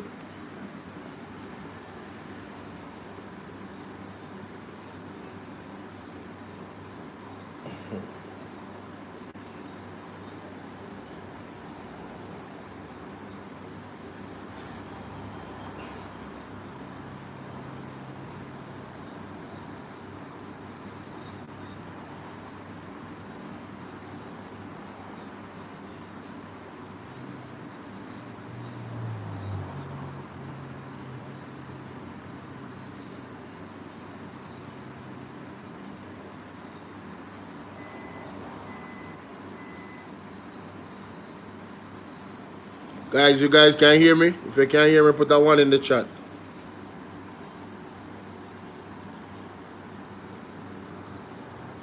$1 p.m. never to take this $5,000 and buy KFC. Choose Jamaica. Those were the words they said. But it's not even 3 months. And look at this. Did you know that recently a 17-year-old young lady went to the University of the West Indies hospital? She had an asthma attack and she was refused oxygen. By the time she got to Andrews Memorial Hospital, she died. Her mother is in anguish. And did you know that in Savannah Lamar, a gentleman that does construction, he went to the hospital and he didn't have diabetes or any other issues that would cause them to amputate one of his foot. However, they did because he couldn't find $350,000. No, is that what you... 1 p.m. never to take this $5,000 and buy KFC. Choose Jamaica. Those were the words. Sassy, I'm back. The light went out. It just went poof. I don't know what happened. I don't know if it was some type I don't know what happened, but the light went out. It looked like something, I don't know. It didn't go, it looked like something exploded and caused it to chip out, but it chipped in back. It didn't take 1 minute. Yeah, thank you. Hit the like button, guys. It didn't. So I'm back live now on BOLO V&R 2.0. Sorry about that. This is the third attempt to do a live stream. I had to make 2 attempts on BOLO V&R clips. BOLO TBV is the only one that has been just going without any cutoffs. But anyway, listen to this. They said, but it's not even 3 months. And look at this. Did you know that recently a 17-year-old young lady went to the University of the West Indies hospital? She had an asthma attack and she was refused oxygen. By the time... So for you labor right them out there, that young lady I come from one JLP or PMP family, or somebody who don't vote for either of them. And you're going to ask, why are you asking that question? Well, to prove the point of, it doesn't matter which side you're on. The wickedness that is happening with the government, it's going to affect you. You never know when. You just never know when. The young lady needed oxygen and was refused oxygen. 17-year-old of asthma. She got to Andrews Memorial Hospital, she died. Her mother is in anguish. And did you know that in Savannah Lamar, a gentleman that does construction, he went to the hospital and he didn't have diabetes or any other issues that would cause them to amputate one of his foot. However, they did because he couldn't find $350,000. Now, is that what you want?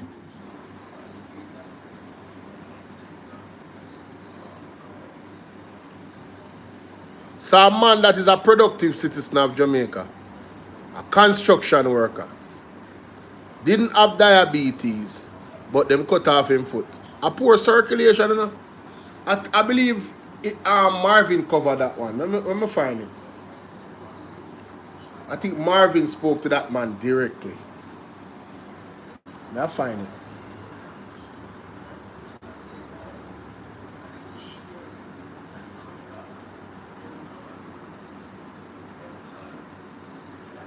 Marvin.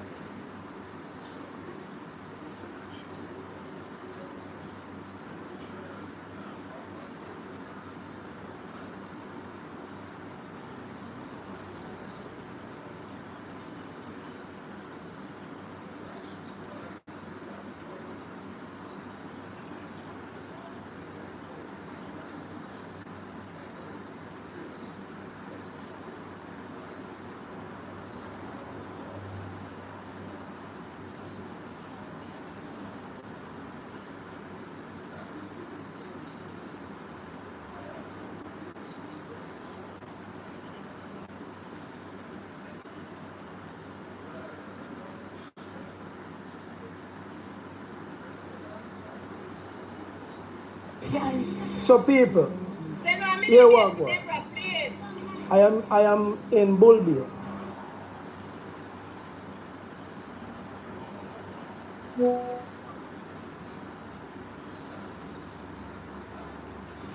Oh, Jamaica. So people.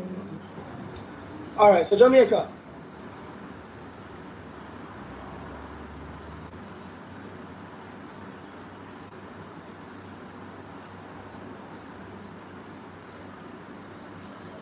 The Integrity Commission,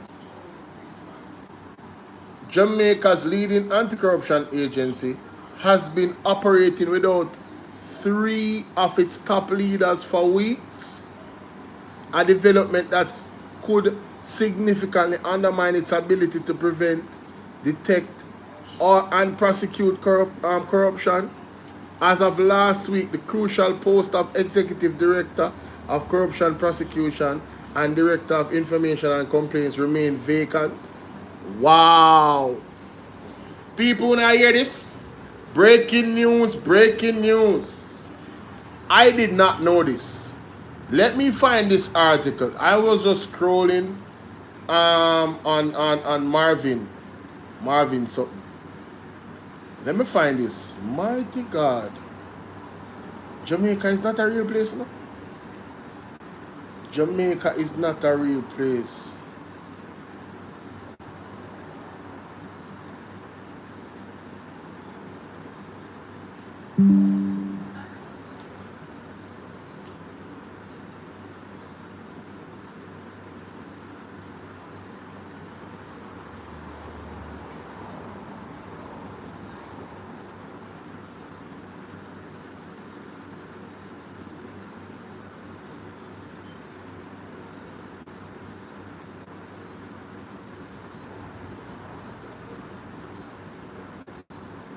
Why the Integrity Commission, what do you say? Why the Integrity Commission matters no more than ever.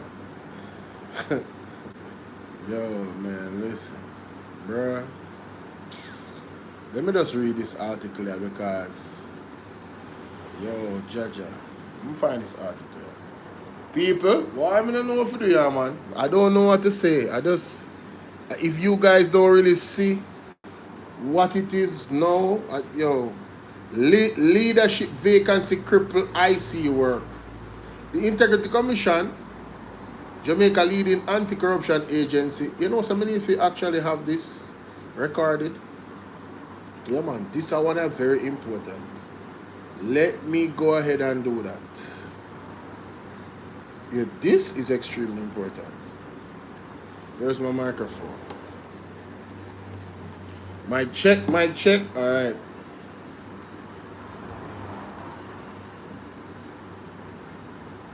Ladies and gentlemen, breaking news. In regards to the Integrity Commission. Breaking news. Leadership vacancy cripple IC's work, says Gleaner. On the cover, right here, it says Integrity Commission, Jamaica's leading anti-corruption agency, has been operating without 3 of its top leaders for weeks. A development that could significantly undermine its ability to prevent, detect, and prosecute corruption.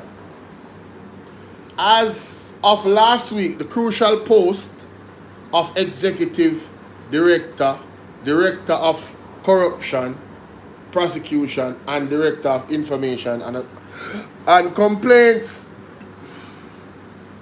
Now I'm going to tell her. I read that already. As of last week, the crucial post of Executive Director Corruption, Director of Corruption Prosecution, DCP, Director of Information and Complaints remain vacant. The roles are central to enforcing the Integrity Commission Act and ensuring the agencies function effectively. So basically, ladies and gentlemen, if they don't have these 3 posts, they cannot enforce the Integrity Commission Act.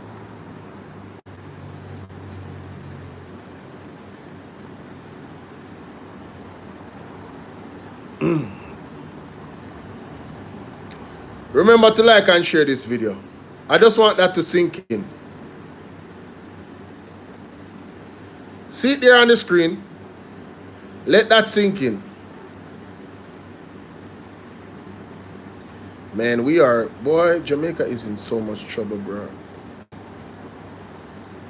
Jamaica is in so much trouble. It's wow.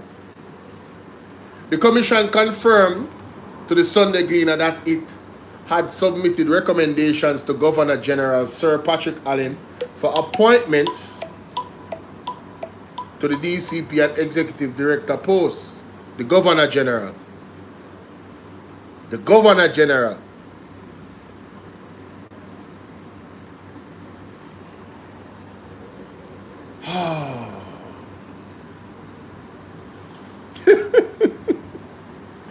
Yo, boy, we in trouble, boy. Boy. God, please come and deliver us. While gaps in appointment earlier this year might have been linked to wider changes at the helm, introducing the chairmanship, a reliable source who spoke on conditions of anonymity, told the Sunday Gleaner that the nominations for the executive director was submitted in July, while the recommendations for the new DCP was made earlier. This means they were permitted in time for a smooth transition from the acting period to the new appointments. Under the ICA, the commission is allowed to make temporary acting appointments for up to 3 months. Accordingly, an acting DCP was appointed June 3rd. You guys remember? I believe he was Dr. Dayton Campbell's schoolmate from way back, and the JLP had a problem with it.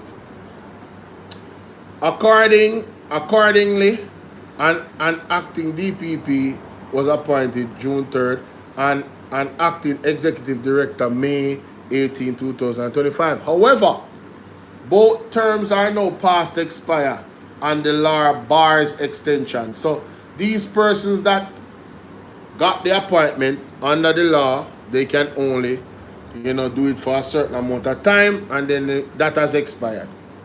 The previous DCP contract expired on March 31st, 2025. An executive director on March 17th and the director of information and complaints on July 14th. No permanent appointment has been made since. The Sunday Gleaner asks King's House why the appointments to the position of DCP and executive director had not been confirmed. The Office of the Governor General declined to explain. Whoa! The Office of the Governor General declined to explain, stating that communication on such matters is confidential. His Excellency continued to be guided by legal advice. He remains steadfast in discharging his responsibilities with due regard for the law, the Constitution, and the independence of all institutions concerned. King's House said in a statement. So basically, must say we're operating under the law. We're guided by legal advice. We're not going to tell you why we have not gotten appointments yet. So we are in the dark, ladies and gentlemen. There's a darkness hovering Jamaica, like the light was just gone a while ago. When me look, me I wonder say, me never know say I saw the dark when the dark. Hey, mommy, the house is dark when the dark, pitch black, Mighty God. Anyway, no room for delay. It says here, Michael Jackson, Executive Director of Jamaica for Justice, JFJ, said the delay raises serious constitutional concerns. She reasoned that if the Commission made recommendations as far back as July, the passage of more than 3 months prompts questions as to the reason for the Governor General not effecting the appointment and whether the head of state may be acting beyond or contrary to his constitutional statutory authority, potentially ultra varies. I'm here thinking the same thing. Is it possible that this is sabotage under plausible deniability?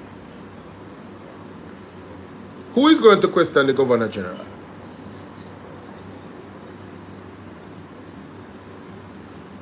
Who is going to question the Governor General? And so convenient that Andrew One's case is happening tomorrow. So convenient that all of this is happening simultaneously. They already knew the timeline for the case, and we don't have an explanation from the Governor General as to why the appointment hasn't been made yet. Let me continue reading. Jackson referenced Section 28 and Section 30 of the ICA, which state that the Governor General shall appoint these officers on the Commission recommendation, language that leaves little room for discretionary refusal. Section 28 and Section 30. Section 28(1), Section 34 of the IC Act, Integrity Commission Act, states that the Governor General shall appoint these officers on the Commission's recommendation. He shall appoint them. Marjorie, what are you doing? And he's saying that the language leaves little room for a discretionary refusal. So what in God's green earth could be the reason why there has been no appointment? And there is no explanation, because he's telling us, we refuse to communicate that. The Governor General has no discretion to refuse a valid nomination, acting as a ceremonial signatory.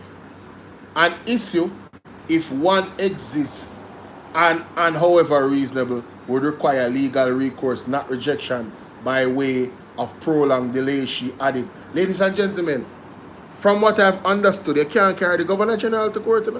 In no part of the world you can carry the Governor General, somebody that represents the king. You cannot carry them to court. They are above the law. First time here, Marjorie? Well, welcome. They are above the law. And thank you for subscribing. Big up. The Governor General is above the law as far as I understand. The Governor General cannot go into an open court. You cannot take him to court. So now the law is the Integrity Commission Act that he has some responsibility in to appoint these people at these posts. We can't even get an explanation from him as to why it has not happened in 3 months. And effectively they have destroyed the Integrity Commission's mandate. They cannot do their jobs. The Integrity Commission is now in limbo. But for how long? All of the social media warriors out there, this needs to be the front line story in the morning or tonight. Front line has to be the front line story. If not tonight, tomorrow morning the latest. Dre Bryan at R5 Press, at ABR News TV, Andre Stevens need to talk about this tonight. This needs to be spoken about tonight. This is too significant. She also pointed to Section 32(2) of the Constitution, which allows the Governor General to refer a recommendation back for reconsideration once, but otherwise binds him to the Commission's advice. Let me read that again. Section 32 of the Constitution, which allows the Governor General to refer a recommendation back to reconsideration once. So, refer a recommendation back for reconsideration, meaning somebody that already recommended, reconsider it once. But otherwise, he's binded to the Commission's advice.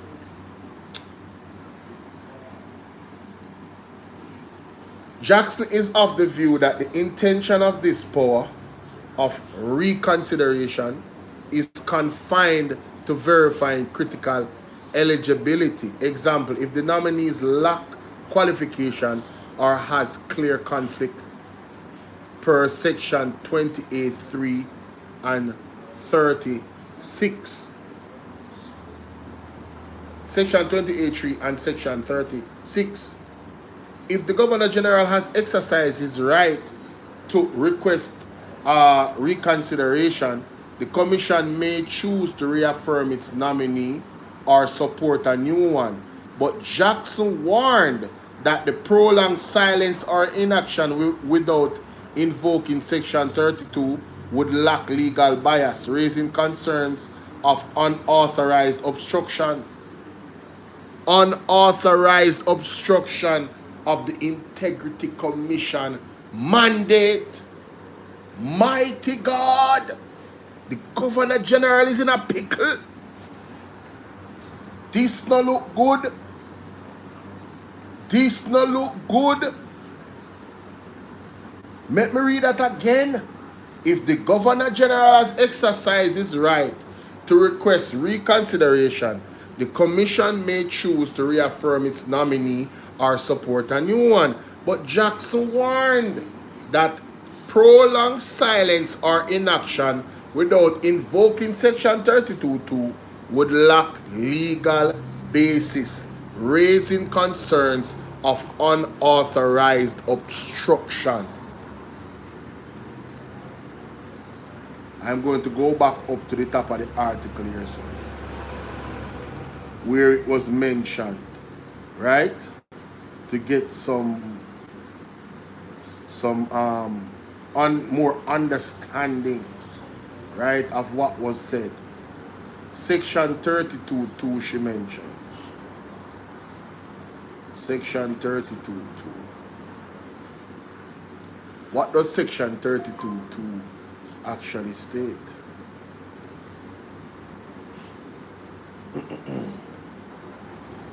This no look good, people. This no sound good. This serious. She pointed out Section 32 of the Constitution, which allows the Governor General to refer a recommendation back for reconsideration once, but otherwise binds him to the Commission's advice. Oh! So, if there is a delay, there shouldn't be a delay. Because Section 32 is clear. You get one recommendation back for reconsideration. But if that don't work out, you have to go with the Integrity Commission's recommendation. If there's any delay in this, it is considered and is raising concerns of unauthorized obstruction. That is what I'm understanding, you know. Mighty God. However, she further argues that if the Governor General has posited reasonable questions, the IC may, within its own discretion, provide answers to the King's House after making a recommendation. But it has no legal obligation to do so. Mighty God. The IC does not have to answer questions. It is within their discretion. If the Governor General has a reasonable question, the IC may within its discretion answer them, but it does not have to. People, I'm learning and we're learning. I never knew this. If the Governor General has concerns, he must articulate them legally via a written request for reconsideration under Section 32. You hear that? Failure to do so risk a constitutional overstep, eroding public trust in the office sworn to uphold the rule of law, said Jackson. Mighty God. People, prosecution in limbo. The role of the Director of Corruption Prosecution is pivotal. According to Section 34 of the ICA, the DCP is responsible for prosecuting acts of corruption, providing legal advice, and conducting all criminal proceedings under the Act, though still subject to oversight from the Director of Public Prosecution, DPP. Hey, hey. Boy, people now hear this. They may have big legal issues, you know, and concerns, you know, with the Governor General writing at the big light, you know, and say the DPP, brand new DPP, make we see what she a deal with. Make we see if she a puppet or she will get involved somehow. Let me read that again. The role of the Director of of corruption prosecution is pivotal according to Section 34 of the ICA. The DCP is responsible for prosecuting acts of corruption, providing legal advice, and conducting all criminal proceedings under the Act. Those still subject to oversight from... Oh, so in terms of the DCP, the DPP can whatever ruling can subject to oversight by the DPP. Okay.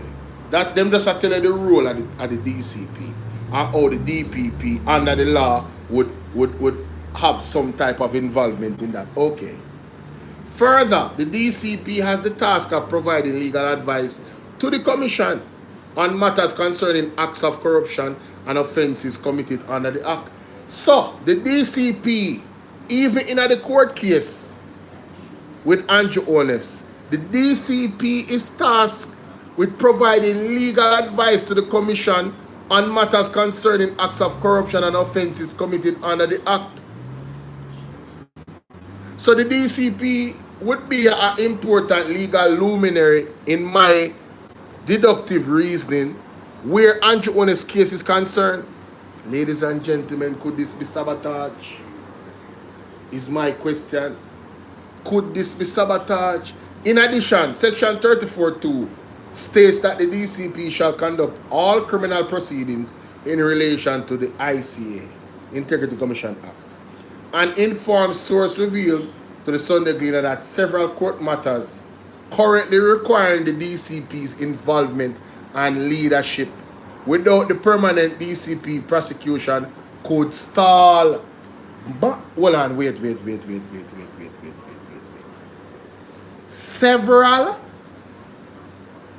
Several court matters currently require the DCP involvement and leadership. Without a permanent DCP, prosecution could stall. Backside, I wonder if Andrew Honest is one of them. Jackson also questioned the... Wanna tell everybody if you come over here, so. This act like a fire. No. Share up your life. Jackson also questioned the operational status of the office. He has another acting... What? Has another acting been so appointed given the 3 months expired on Mr. Ranif Lawrence's temporary appointment? That was a question. If there is no one acting, and certainly there is no executive director, this unsavory situation has left the office in limbo, she said. Jackson wants to know if cases are lagging by the wayside or have been referred to the Office of Director of Public Prosecution. Similarly, she said the absence of the executive director who holds statutory oversight for coordinating IC operations further jeopardizes strategic direction, leading the public to question the functionality of the body. End of the article. Ladies and gentlemen, is the IC being sabotaged? It is my wish that this delay is dealt with expeditiously, because I don't want to believe that the IC is being sabotaged. I cannot wait to hear from the legal minds like Mark Golding, Isaac Buchanan. I hope that Andre Stevenson has Isaac Buchanan on tonight on his platform, because we need to know what's going on with this. Please remember to like and share the video, y'all. Wow. What does this mean? Very interesting. Get this video to 5,000 likes, guys. Wow. My.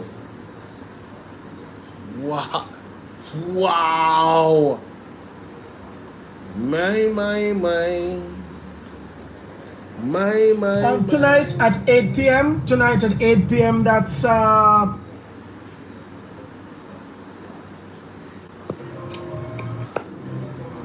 Jamaica. Jesus! Jamaica. See it, yeah? On a no, sir, me again. See it, yeah? This is how me attack. Is that man in the background? What man name? Bantan. And what they do now? Brampton. That's St. Elizabeth here. See man foot there, you know what? St. Elizabeth.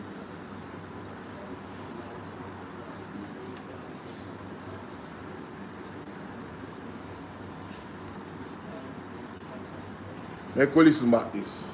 PM never to take this $5,000 and buy KFC. Choose Jamaica.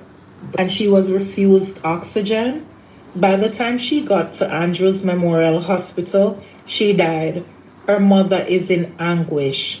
And did you know that in Savannah Lamar, a gentleman that does construction, he went to the hospital and he didn't have diabetes or... Savlamar. No, Brampton. That's St. Elizabeth here. See man foot there. St. Elizabeth. Look like a difference, money.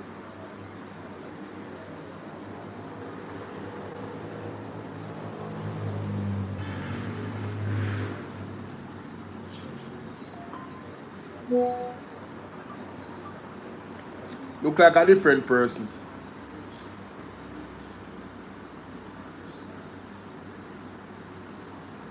Look like a different person.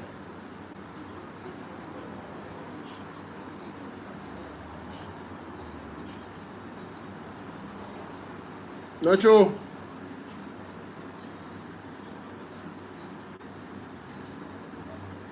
Look like a different person. Because one place is St. Elizabeth and the next place, unless we don't know him up.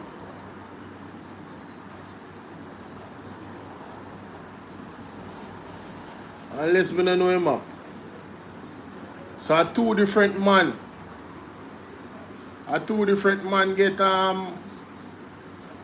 get their foot chop off and then now no sugar.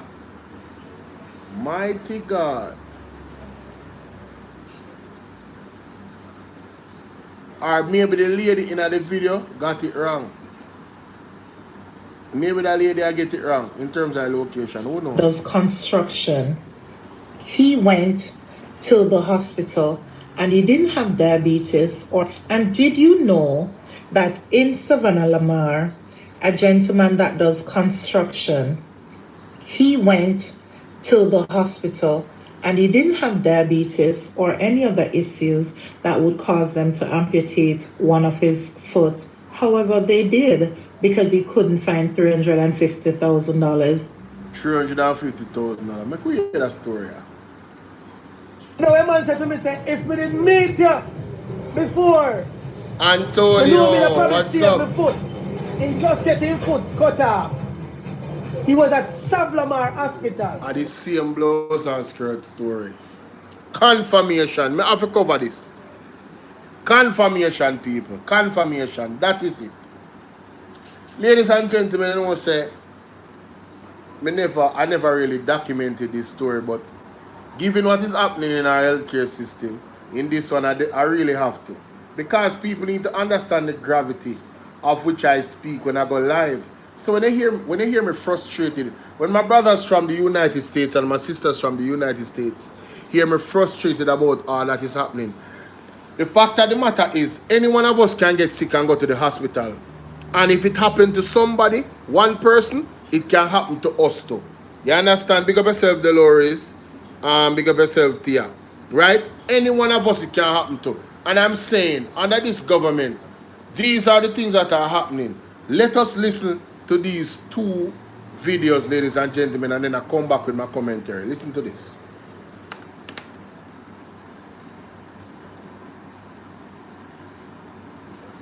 I'm going to tell you, man. Jesus.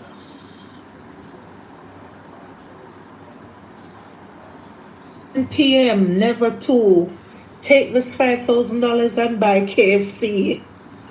Choose Jamaica. Those were the words they said. But it's not even 3 months. And look at this. Did you know that recently a 17-year-old young lady went to the University of the West Indies hospital? She had an asthma attack and she was refused oxygen. Wow. By the time she got to Andrews Memorial Hospital, she died. Her mother is in anguish. And did you know that in Savannah Lamar, a gentleman that does construction, he went to the hospital and he didn't have diabetes or any other issues that would cause them to amputate one of his foot. However, they did because he couldn't find $350,000. Now, is that what you... 1 p.m.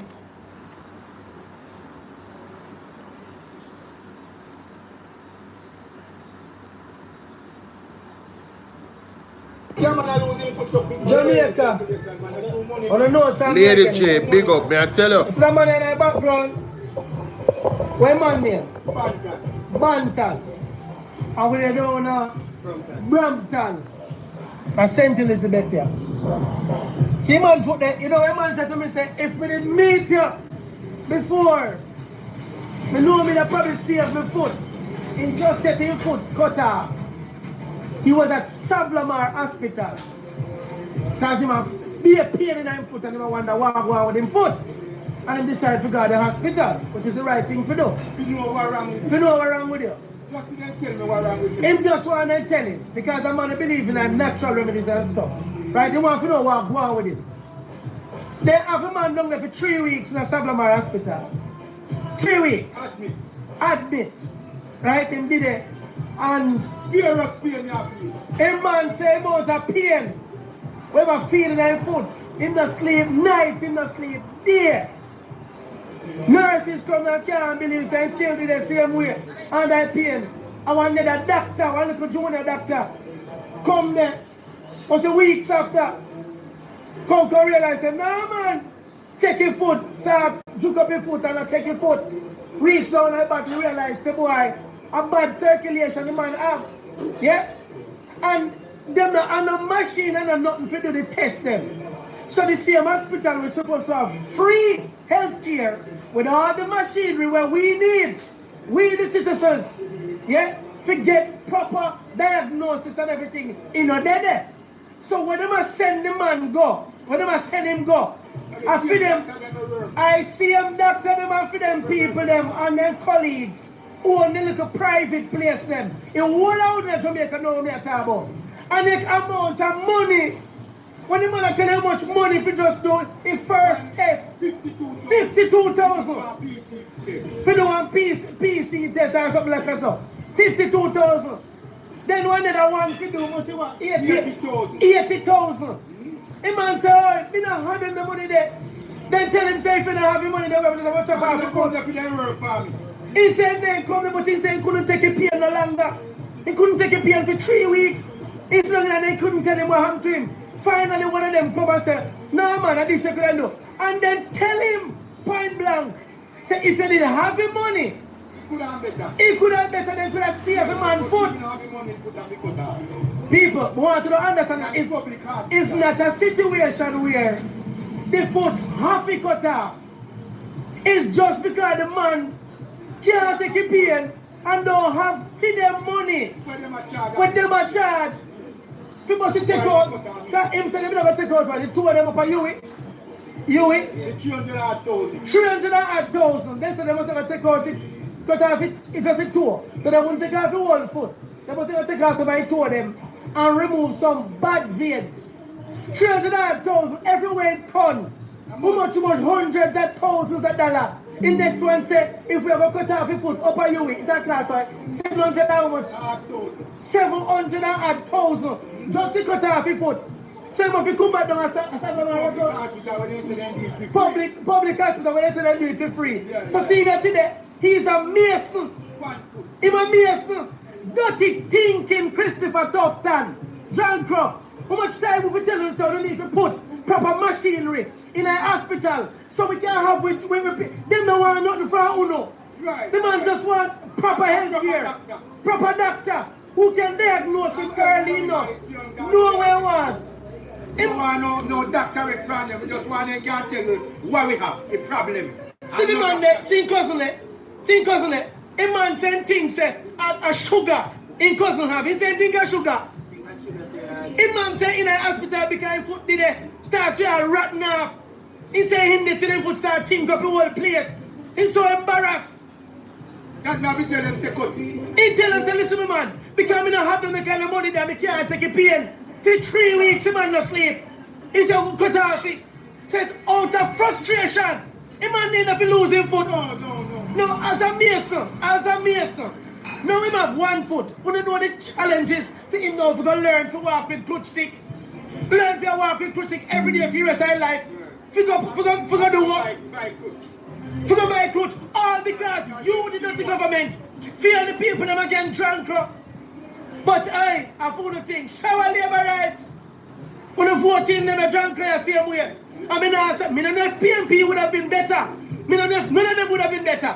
All I am saying, the flipping hospital, whether you're opposition or you're you don't have bed, they put it down on a wheel. See that? No bed. For days.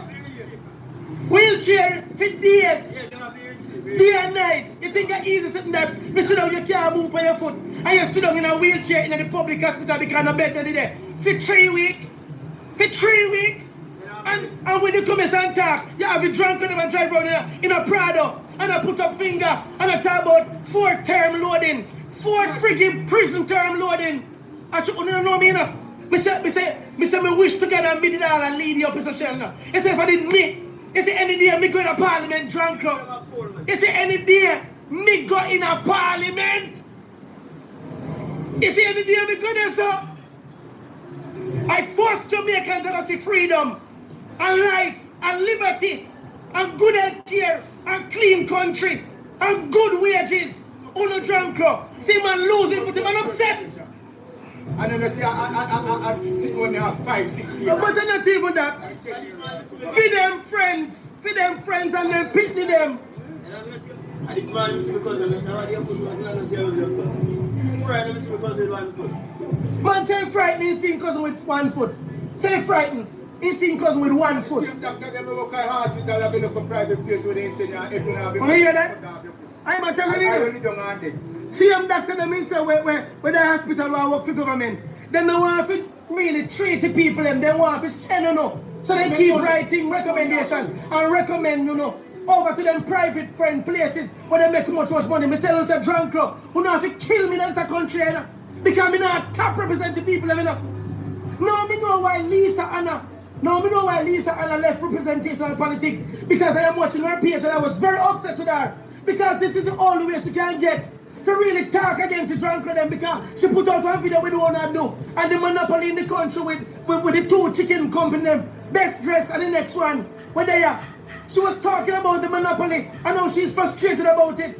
I mean I listen to her. I was upset that she left the people and they're fighting up for the people but when I listen to her I realized why she left. Because now she's free, can talk her mind freely. But the rest of them were in there. Who are up and love up with dirty drunk of them. Who are sabotage the Jamaican people them. Who are sabotage the people them. Which of them are going to create a film? They don't fully train for nurse. They treat the people them down there like a dog, worse than a dog. That's how Savlamar Hospital. You hear what I say? Them are diplomats, thief and criminal. Bandit. All of them are down there. Nurse, worse. They treat the people them like a dog. And when you are dead and you call a nurse, it take whole day before a nurse come to your attendance. And I hear for myself. And I'm going to make it up. Yeah. See man never do 1 foot. So I'm going to ask for an MP. And never come look for 1 foot. Right. One councillor. I want to compare bills. I want to compare bills. What a week you want tax money to provide the right machinery for people them. I want to compare bills them now. I was down there and the people them who cook at the canteen who come to serve the food. One of them come up there and have a bad information that I have sugar. So I turned to her and said, no, I don't have any sugar. Please, I don't have any sugar. Remember me is the person who there Yeah. And because I say that, whenever she come the other week or other days or over time before, she don't give me any food. just because me say me don't have any sugar. She pop up Island girls, I tell you, Sharon. Me cannot talk to her, so. And every come she come out there with Big up one yourself, foot. yeah. Have a foot problem and she leave me foot like about, call you about. You mean the woman who work in the canteen? Yes, work by the canteen who bring the food. Sabotage you by giving me the government food. By not giving you the government way food. Up there, where when we look, all kind of people come and have their arm hang over it, and then they bring it to serve to me. I have to say, no, I don't need it. Yes.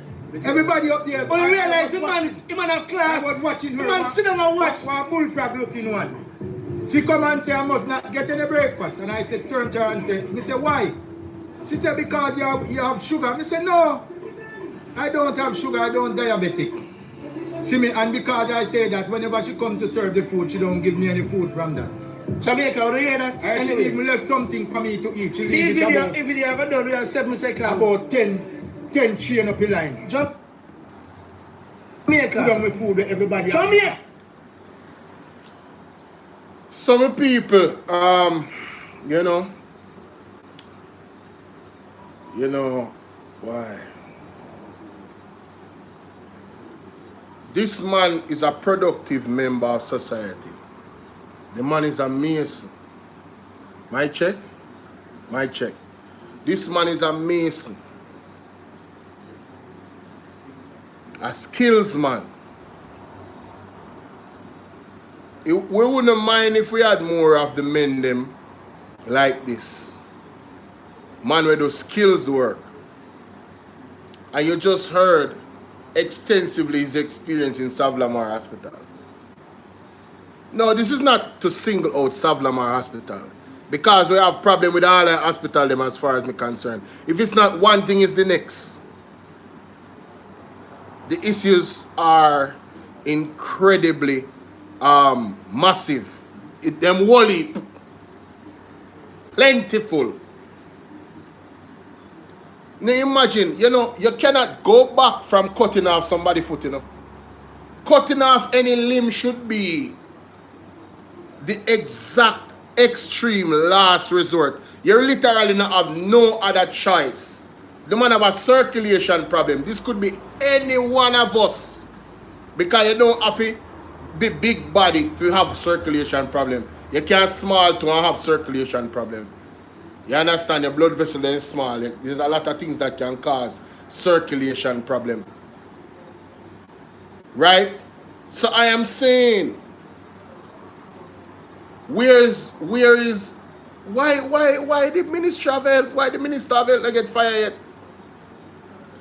It's not 1, 2, 3, 4, 5 or 100 issues, If we go back from all the way from 2016 till now, the issues just too much. Just before the election, 24 babies died in 25 days in Jubilee Hospital. Now the IC report come out about him and the Benz P. Almost $80 million for the Benz P. Zin? Yo, me not understand why Jamaican people, me not understand why the Jamaican people are so docile. I don't get it. There should be public outrage. Almost every day one protest supposed to happen. Almost every single day. It is getting overwhelming. And you guys are waiting until it reaches your doorstep. And it is sad that is the angle which you have taken. Now, think about this man's life now. As a Mason. How is he going to truly function? And even if he find a way, it's going to be extremely difficult than it should have been if he had legs. His productivity is going to be cut. It's going to affect his income in some way. Who is going to take care of his bills? He might have children. Who is going to take care of his children? All of this could have been avoided if they had the machine to test the brethren. All of it could be avoided. But here we are. Here we are. I tell you, man. Trust me. Jamaica people, wake up here. Just wake up.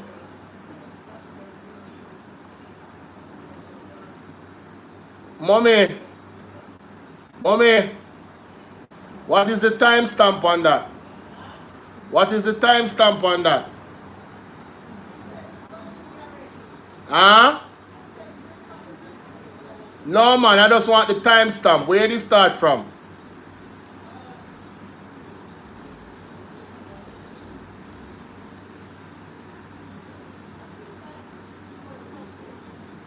Huh?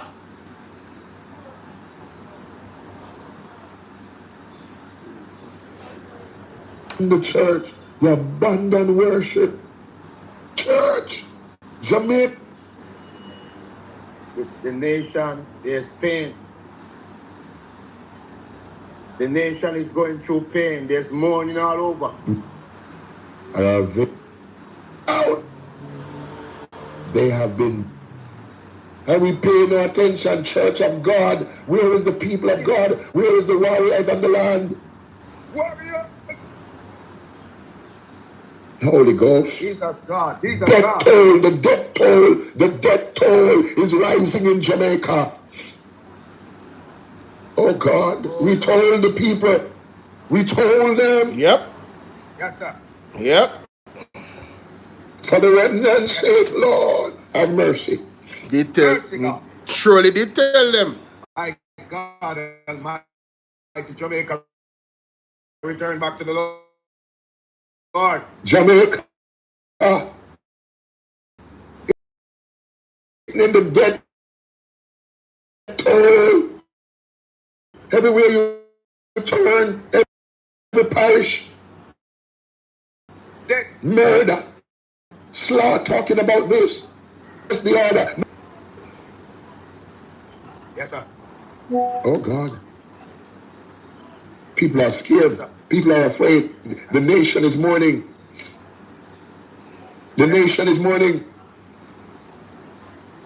The nation is in mourning, grief, while the politicians and their gods are gloating. The nation is mourning. Mass killing. Mass. Murder. Death.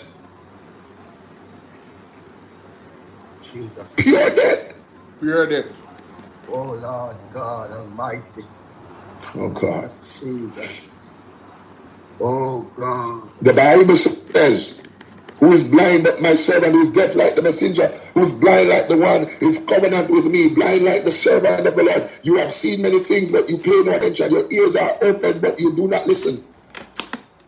It pleased the Lord for the sake of his righteousness to make his law great and glorious. But this is a people plundered and looted, all of them trapped in a pit. Wow.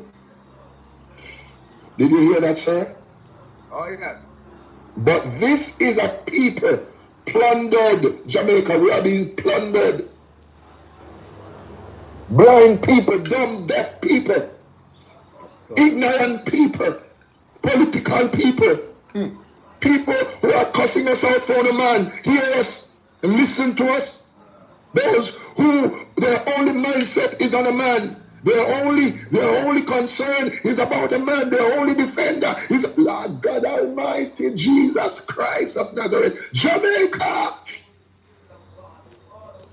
A people who are being plundered by the system, plundered by the banks, plundered by the telecommunication, plundered by foreign business operators, plundered. You foolish people are being deceived, mocking God, mocking the church while burying your dead. Everywhere we go, Maka We love man instead of God, defending man. If you talk, they want to kill you for their man. Oh yes. Jamaica, talk up, Pastor. You have risen up to stand with Nebuchadnezzar. You have risen up to dance with the dance of Jezebel and Ahab. My God. The death toll is rising. The death toll is rising. I said I would not speak. I said, I will be silent, but I cannot. The people plundered, loot, all of them trapped in a pit, hidden away in prison. They have become plunder with no one to rescue them, Jamaica. Jesus Christ Almighty God, we have become plunder in our country with no one to rescue us. They think man will save them. They think that their third term loading and all their man-made laws and all their man-made, they're worshiping man instead of God. Jesus. Mighty God. Even the people of the church have hate on us. We try to lead them and guide them. They have become so angry and dark in their quest to please Jezebel and Ahab. Yes. They are in a pit. But Jamaica, see, you got what you want. You got what you asked for. How can we now stand the tide? The death toll is rising. All you haters, what are you going to do? Can you stop the bloodshed? Can you stop the bloodletting? All of you whose blood is green, whose blood is orange, whose blood is Jesus Christ, oh God, oh God. What? Children are suffering. You said it to me? Dying and missing, sacrifice, black heart man that take away the bit to them. Murdering, killing them. Oh God, Father. Huh? Scamming. My Lord. Stealing. People are afraid to go to church. Social media, bloggers, blogging, lying, deceptive. Yes, sir. The country is in fear. People are afraid. Scared to death. Suicide rising. Many people are committing suicide. This is what you want, Jamaica. This is what is loading. The death toll is loading, Jamaica. The death toll is loading. Massacre. Because you've chosen man over God. You've made your choice, Jamaica. You've made your choice. This is a people plundered, looted, all of them trapped in a pit, hidden away in prison. They have become plunder with no one to rescue them. They have been made a loot with no one to say, send them back. Which of you will listen or pay close attention in time to come? Who had the Jacob over to become loot? And Israel to the plunders? Was it not the Lord against who we have sinned? But they would not follow his ways. They did not obey the law. So he poured out on them his burning anger and violence of war. It involved them in flames, yet they did not understand. It consumed them, but they did not take it to heart. Isaiah 42, Jamaica. This is the word I receive, Apostle Marshall. Yes, you're on the right track. The 22nd verse. You're on the right track. But this is a people plundered and looted, all of them trapped in a pit. They have sold their birthright, sold their soul. They have sold our future, our generation, and our children. Jamaica, sell out their birthright, sell out their salvation, sell out. They have been bought cash.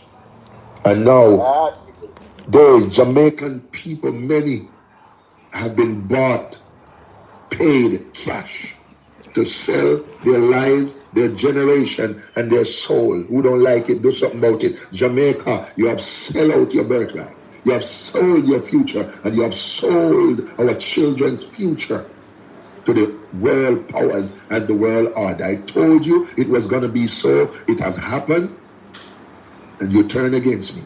Many months I told you, Jamaica, that the leader has money piled up to buy you out, and it happened.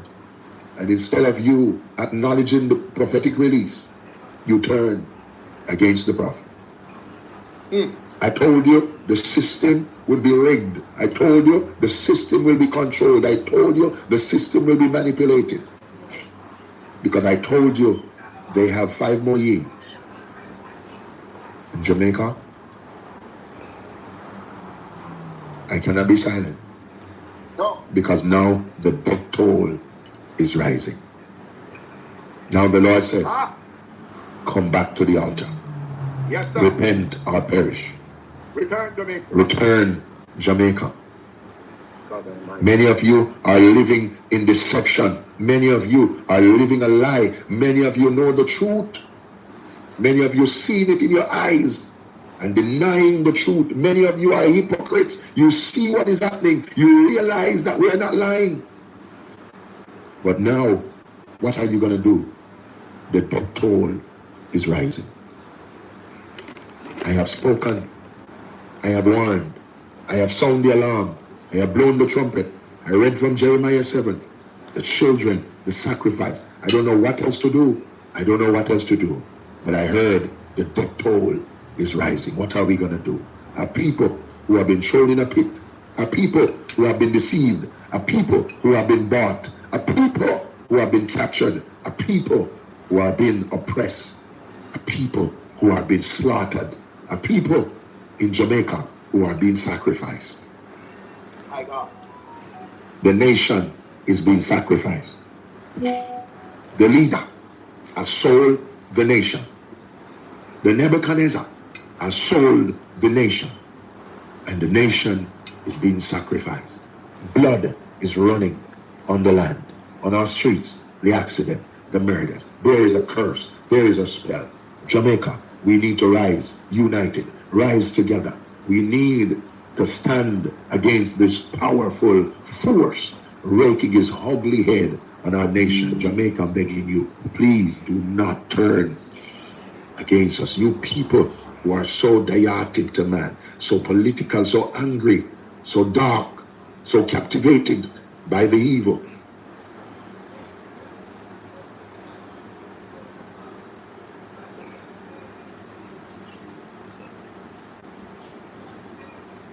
What happened there, sir?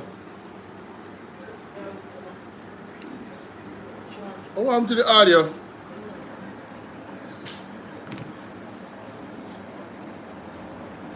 What the hell? My box? You done with it? Give me it. Come in and know what I want.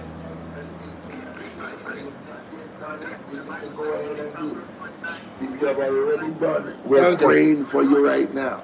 Something wrong with this box, sir. Mourning. The nation has been plunged into utter mourning. And right now, there's some people who want to ahead. They don't want to hear us talk or speak, my friend. But the nation is in mourning and grief. The death toll is rising and it's going to get worse if the people don't rise up and turn. Why me I tell you, man? Tired. I'm frustrated. Let's come together. People in Let's worship the Lord. Let's repent before God. Let's cry out before God. We're calling the church. We're calling the nation. That is rising, but they knit our head. And weeping, my friend. The death toll is rising. Should I tell me, no? Ah, God. Mercy. Holy God. Have mercy. Man of God, the nation, there's pain. The nation is going through pain. There's mourning all over. Mourning and weeping, my friend. Death. The Bible said in Proverbs 29:2, when the righteous rule, the people rejoice. But when the wicked reign, the people mourn. Mourning. The nation has been plunged into utter mourning. And right now, there's some people who want our head. They don't want to hear us talk or speak, my friend. But the nation is in mourning and grief. The death toll is rising. And it's going to get worse if the people don't rise up and turn to the Lord. One more time. We're begging you, Jamaica. We're begging you, please. Let's come together. Let's worship the Lord. Let's repent before God. Let's cry out before God. We're calling the church. We're calling the nation. We're calling the people. It's an urgent call. Yes, sir. This coming National Heroes Day weekend, we're calling Jamaica this week. We're calling you to gather with us. To gather with us. Jesus, God. This is too much. The death toll is rising. Wow. And we haven't seen the worst yet. God, we can only speak. We can only call. But if the people isolate us, as a matter of fact, Apostle, we who are here laboring in prayer, who have been blowing the trumpet, praying, so we have been isolated by the religious order. Because they have chosen, like the prophets of Baal, which side they're on. Yes, sir. Yes, sir. They know. We know. We know which side they are. Man of God, I am telling you, the prophets who should have been standing with us have chosen the side of Baal, Jezebel and Ahab, and has isolated us in the land. Wow. That's part of the problem. Instead of the church comes together, the church is divided. Yep. On the matter. Yep. Yep. Facts. Yeah.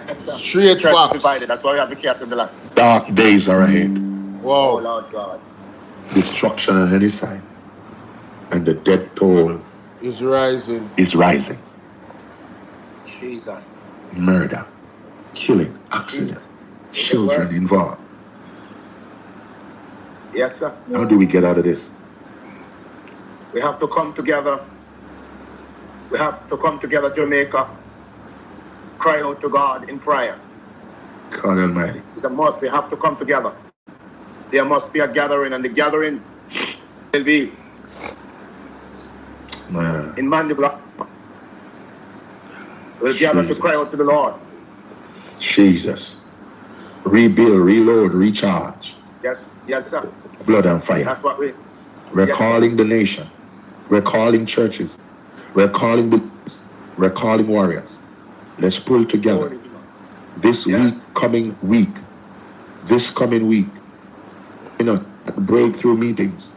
Join us at our various convention meetings, fasting deliverance services. We're calling the people to come, to join with us. Let's activate the altar. We have put a seed of faith in place. We have asked the people, we need to repair the breach. The sacrifice must be made. The covenant must be renewed. And we're calling everyone, 7,700. We want to pack your envelope, pack your seed, and come to lay it down on the break altar this coming week into the Heroes Weekend. Let's activate the altar of the Lord while we cry out. One of the things, Apostle, that people don't understand, when we call and cry out and the Lord says activate, the altars of Baal, they are making sacrifice. And one of the things that I have learned and I have recognized, the altar of the Lord is not activated. Because a lot of the people who come, they come empty-handed.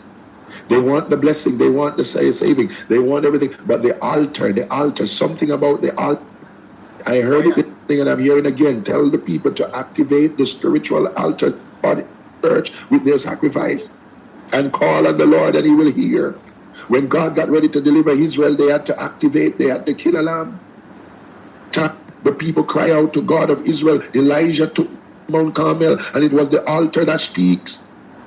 Yes, sir. He erected the altar and repaired the altar. When Asa repaired the altar of the Lord, they put on the sacrifice and call on the Lord. Jamaican people, we're asking you to get out of the Baal altars. Get away from the evil altars. Take your sacrifice back to the church. Take your sacrifice back to the altars of God. And let's come together, worship and cry out to God from the altar. Jamaica, we're calling you back. The altars are down. Repair the breach. The altars have been destroyed. The church altars have been left vacant, have been left empty. The altars of Baal and evil been activated with all kinds of things. We're calling the nation.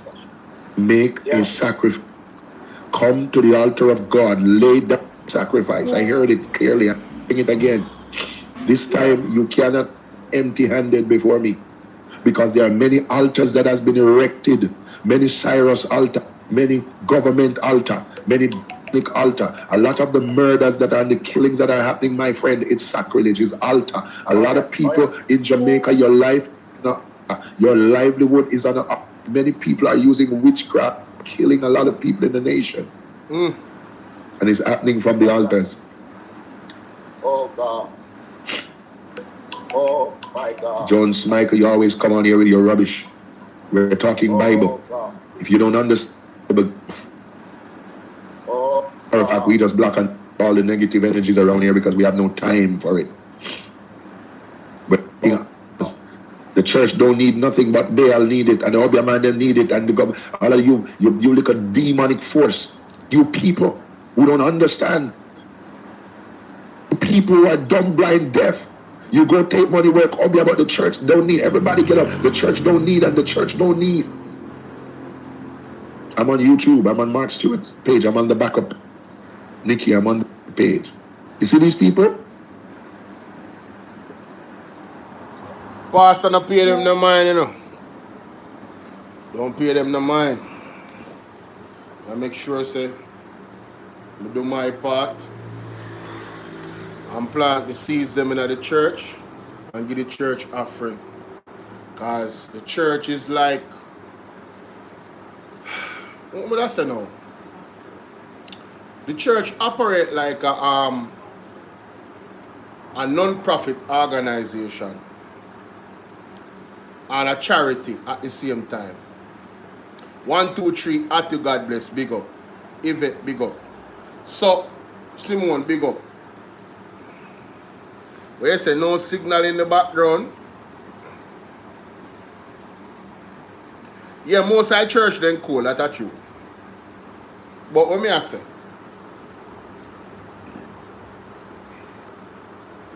The way how the churches are to operate, you know. And the way how the real church they operate, the real church them feed the hungry, clothe the homeless, then take care of brothers and sisters within the church that might need some help, immediate help, short-term help, a push. That's what the church does, you know. That's what churches do. That's what real churches do. So when you offer your offering to the church, remember we are on earth and we are guided by earthly principles in the physical. So when you give to the church, you are now enabling God's servant to serve how God would want them to serve. You understand? That's what they're doing.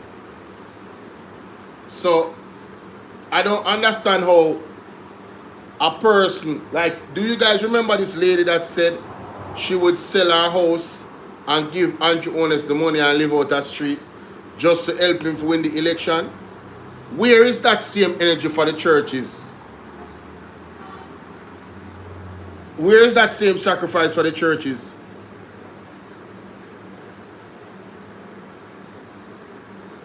When we sacrifice to man, but we not sacrifice to God? Yeah, like what are we doing?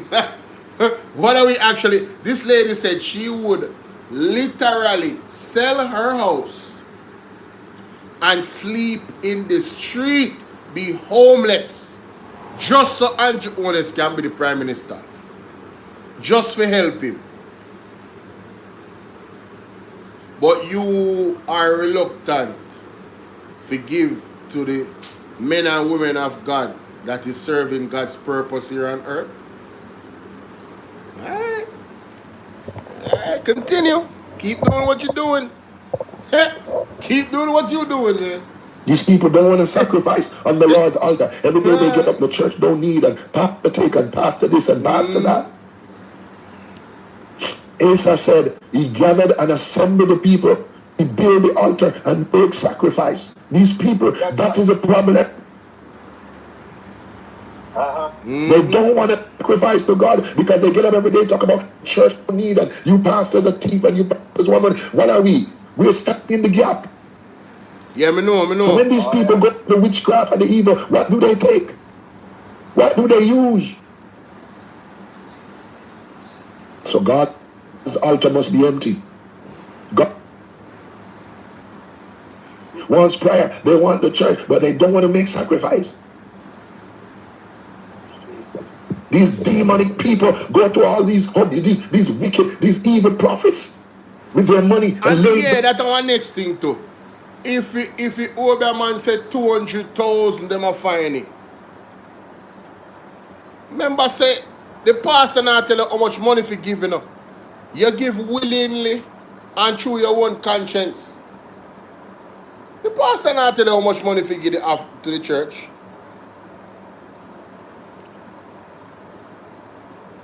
If the Oberman say, you have to go jump over one goat and have sex with the goat, you have to do it. Somehow, no. Where I defend witchcraft and Obeah. Anything where the Obeah tell you if you don't want to do.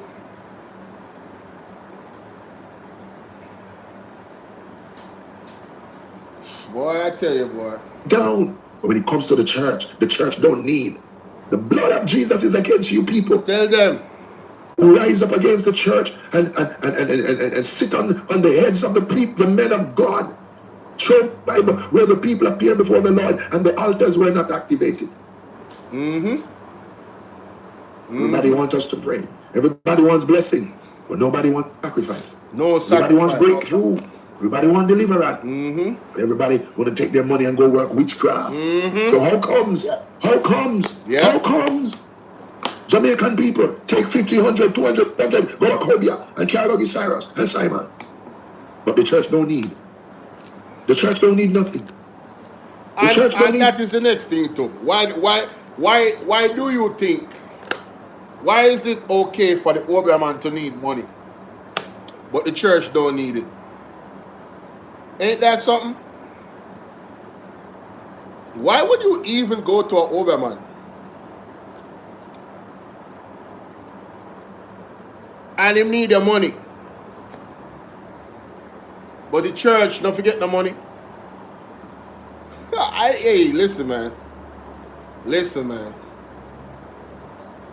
And you, a lot of you out there, even some of you young people, some of you so-called choppers, wanna know yourself, wanna do all type of things with the Oberman them. Anything they telling us if you do, wanna do it. Buy this, buy that, and come back. Make sure you have this amount of money. So for you, for choppy line and catch a skull like all the saying of the language of the music, you have to go give up a portion of money and one bag of things and do some other things. We don't really know the details, but just I say, based off a few little conversation that I have heard. Because these people are very open, you know. Joel, these people are very open about them witchcraft working, you know. Yeah, man, they make you know, say, oh, yo, from a red tay, you know, yo, boop, boop, boop, boop, boop, boop, and everything come true, boop. But giving back to God's servants that is continuing to serve God's purpose here on earth is so hard. You have such resistance in doing that. But you believe in the Obeah. So the Obeah for you have more power than God. The witchcraft for you have more power than God. That is what is happening. And for the persons that might hear this, yo, you are going to be confronted with the blunt truth on this platform. So if you can't angle it, hey, it is what it is, man. But we have a reason, and we're going to tell you the truth. We're going to tell you the truth. The truth shall set you free, you know. Yeah, man. We just want it to be free. You can continue to be free in doing the evil that you're doing, or you can change and do good. But what you're not going to do is act as if you're not doing the evil. Yes? We agree? We're not going to have you act as if or lie to yourself as if you're not engaged in evil. That's what we're not going to do. Cool? Oh, man. It's funny, man. It's funny, you know? It's funny. Nothing. Oh, you wicked generation. That's why judgment is happening. Yep. You see that as a My final. mom just sent me something happened in Senton in Ochi. One car accident. I don't know if you reach the news yet. Let's see.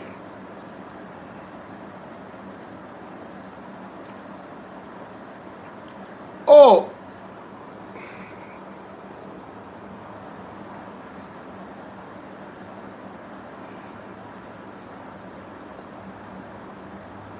Oh, wow.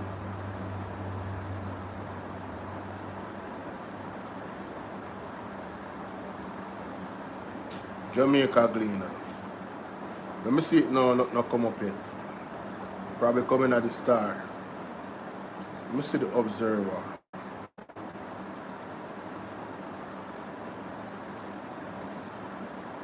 Oh, wait. Oh, no.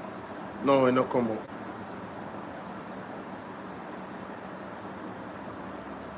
It not come up yet. Jamaica Gleaner.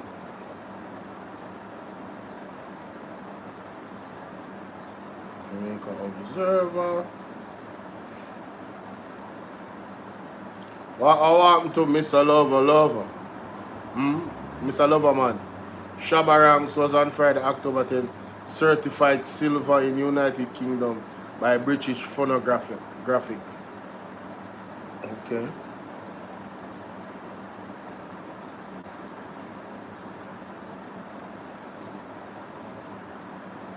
There is something called Soup King.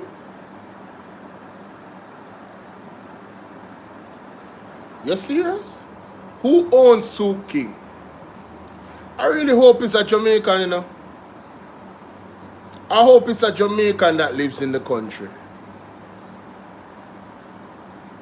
Soup King. Wow. Packaged and presented, huh? Look at the line. Wow. Interesting. Yeah, we can't do the music. I just felt there was music.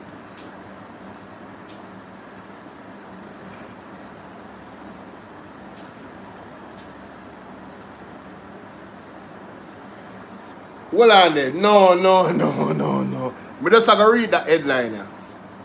Cameroonians voted Sunday in an election expected to return 92-year-old Paul Biya, the world's oldest serving head of state, to office after 43 years in power. Ladies and gentlemen, let me tell you something. We need term limits in Jamaica. Because you see, if there is no God, Andrew Holness is going to be in power till him at 93. Thank God there is a God though. That's all I will say. If there was no God, Andrew Holness would be in power till him at 93. Just like that brother from Cameroon. Because they are the same type of leader. Hold on. Go ask the real Cameroonians and see what they tell them. They say, hey, listen, for the Africans out there. No, Matthew, you hear me say a while ago? If God was not real, which God is real, if God was not real, Andrew Holness not in power till about 93. But thank God that God is real. Felicia Fee, oh. How are you, my darling? Pick up yourself. Hope all is well. You know what I mean? Bless up, bless up, bless up. I'm looking to see if I find any I'm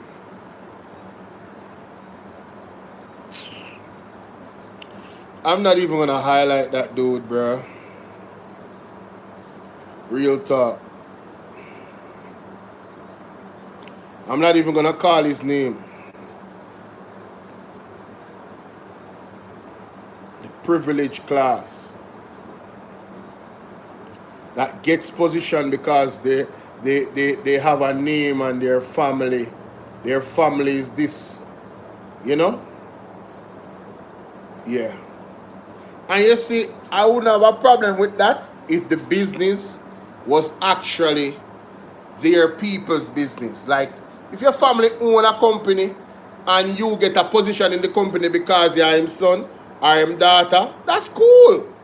Go ahead. Hey, that's your company. But you see, when it has to do with our tax dollars, that's where I am now. Yeah, that pisses me off. Hey, Matthew said, Lord, mighty God, everybody dead out and mad out. Hey, man, I'm telling you, bro, if man, thank God for God, man. Lord have mercy.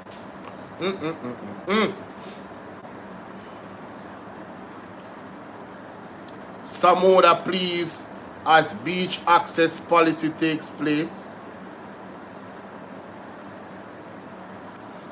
As the government finalizes its plan to ensure beach access for Jamaicans is supported by policy, Minister of Water, blah, blah, blah, blah, blah, satisfied with the progress on the ground. Samuda was in the Cooper's Pen community of Chilani and started a first-hand look at how a new aspect of beach access policy, the inclusion of a well-designed road from the thoroughfare to the beach for public access, has been shaping up as major hotel developers continue in section of the island.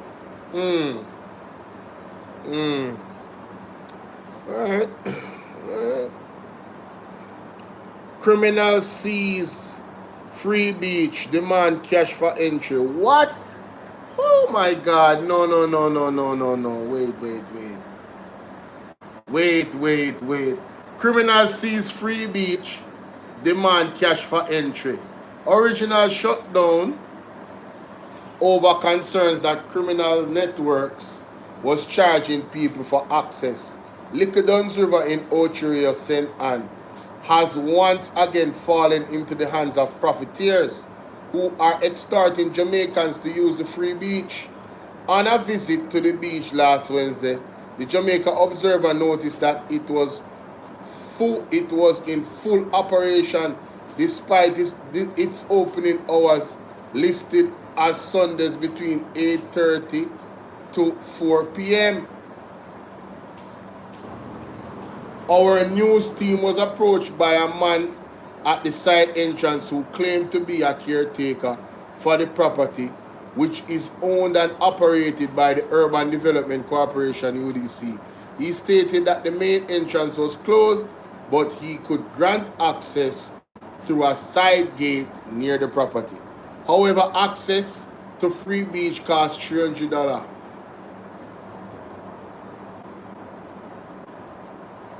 The Sunday Observer left the area and returned in the day. This time, two men were observed at the side entrance, appealing to tourists to enter the facility for a small fee. Again, upon reaching the side entrance, the Sunday Observer was told the access could be granted for $300 and that it must be paid at the gate. The money was exchanged for access to the property, but when pressed on why the payment was necessary, given that the beach is owned and operated by the UDC, one man sought to establish his right to charge. If you walk through Yasso, you have to pay me. Tell the boss that we run Yasso and the government, he told the Sunday Observer. Backside. Another man who was observed selling food on the property chimed in. Duns River there, you know, it's expensive. Down here is kind of. Down here is kind of. Give them a little thing, the maintenance man them, you give them a little 300 and get in. And you have the whole day. You can come here at any hours if you want to. Till any hours you're free. You're there on your own. We have what? We have a rocker down here. We have chairs. We have food. we have liquor, we have everything down here. Everything down here is weed. Yo, real Jamaican potato, you know. Hey, in another interaction with this self-appointed caretaker, he sought to further explain the reason for charging a fee. You see right here, nobody else no do nothing. Me buy garbage bag, me clean the bathroom, you see all the light on, and the light post there, so, and me buy it. You see down there, so, where dig down, and me pay for dig it down. And we spend on the beach. My friend, he said, box cover. Me not even get involved in that. Me not even comment. Me just read the newspaper article. He then became visibly upset at having to explain himself and attempted to rip up the money he had received as payment. At that point, the news team left before interaction escalated. Member of Parliament St. Matthew Sanuda, in response to activities, shared with the Observer that this is a second or third time in recent years that reports have surfaced about unscrupulous individuals charging for access to the free beach. And he condemned the action. So Matthew Samuda said, he condemned the action, it's not supposed to happen. And he the member of Parliament for North East St. You know. Alright? You know hear that? Alright. Liquor Duns River is free. It's a free public beach. It is an access point to coastline.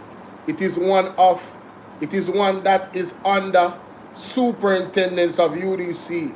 And anyone charging to enter the facility is doing so illegally. And that shouldn't be taken light, said Samuda, who is also the Minister of Water and Environment and Climate Change. Hello? Listen up. One should recall, if you go back into the police records, that the very issue with Liquor Duns River, with beach access, activists try to allude to or try to ignore is that the very locking down of the facility was based on the fact that we had gangs trying to capture this facility in the past, and there was actually an incident which led to the murder of someone someone over said illegal charging.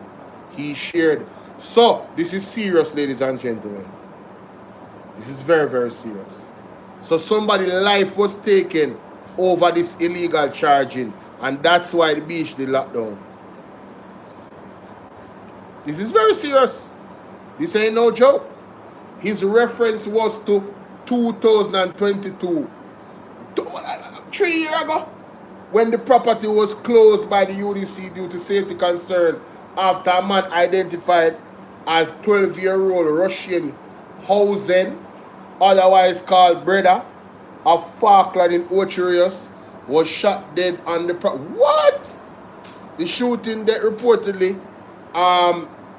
emanated from an argument with members of a criminal network over payment to enter the beach.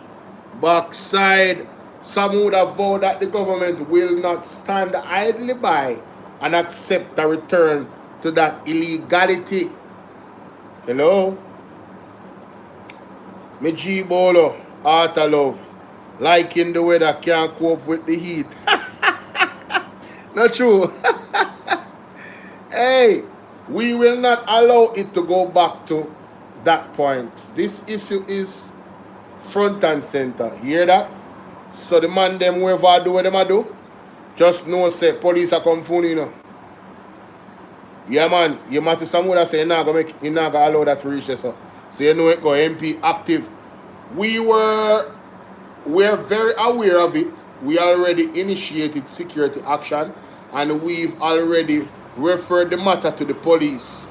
I am aware of some security operations which have taken place in this space, which to the best of my knowledge has led to some arrest, even at a micro level. But we will have to take particular charge of this space, he said. You see that now? In one of them way I do that, you know, make it worse with people. Yeah man. the man them when I do it, when I make it worse with people. It's gonna be sanctions for your actions. Alright? So please stay within the perimeters of the law. That will be my recommendation. Anyway, some would have stressed that the government is resolute in providing free beach access to residents across Jamaica and shared that the administration's promised beach access policy is near completion. He also shared that the UDC is working on a 170 million management operation and infrastructure upgrade for Little Duns River. But until then, the beach is open to the public only on weekends. When you hear that? The UDC can afford to provide free access on weekends, meaning they provide security, they provide patrol, they provide lifeguards. We, meaning the government, can afford to do that. We, the government, can afford to do that on the weekend. It is when most people have time off anyway, that's true. And when you can provide that free access. He said, you can't just open a section of the coastline and not have a lifeguard. You can't just open a section and not have cleaning and waste removal and bathroom cleaning, which is why we do it on the weekends, because that's also the heaviest demand. That's true. That's true. That's actually true. That's facts. A weekend, most of the people go beach. He said the management plan aims to strike a balance between accessibility and security, will involve careful planning to create a safe and enjoyable environment for the public. The indigenous operator of Little Duns River will be both considered, consulted, and engaged in design process. Oh, the indigenous operators. Okay, all right, cool. They'll be considered, consulted, and engaged. All right. Let's see how that works out. We only can wait and see. The fly-by-night, new unscrupulous persons who are trying to block access to Jamaicans to the facility will be removed forcefully.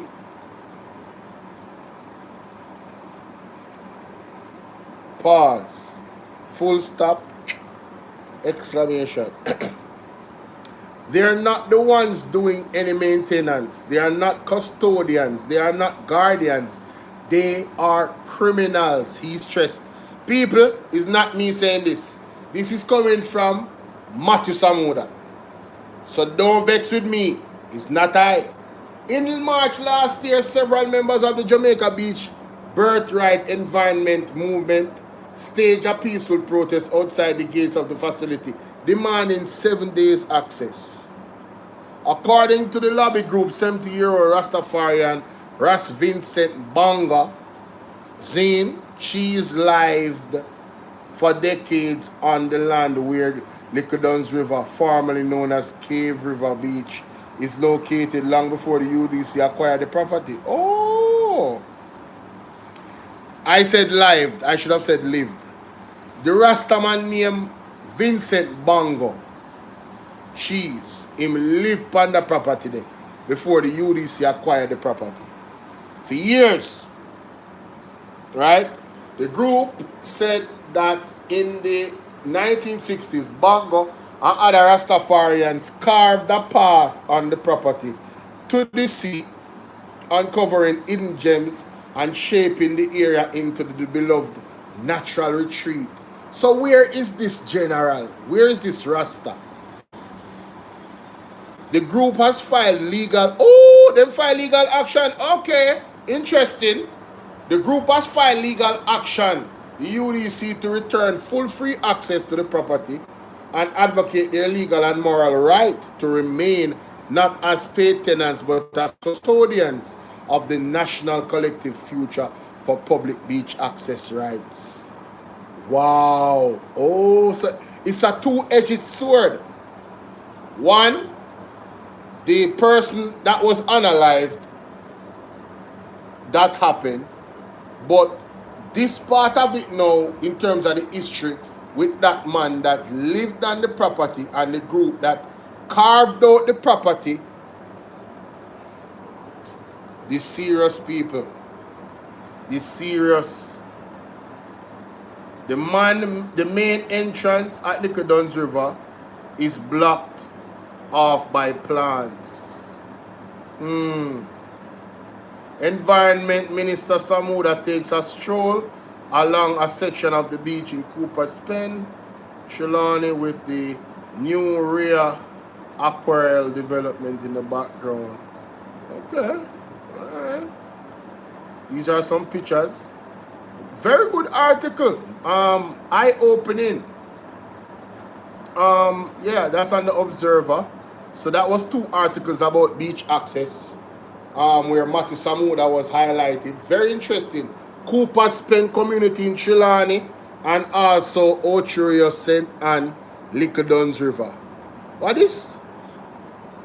Cut the head of the serpent of crime. The scale of the threat to human life here was amplified with the seizure of multiple caliber Omni hybrid rifle by law enforcement last month after their standoff with gunmen in Manchester. Wait, what?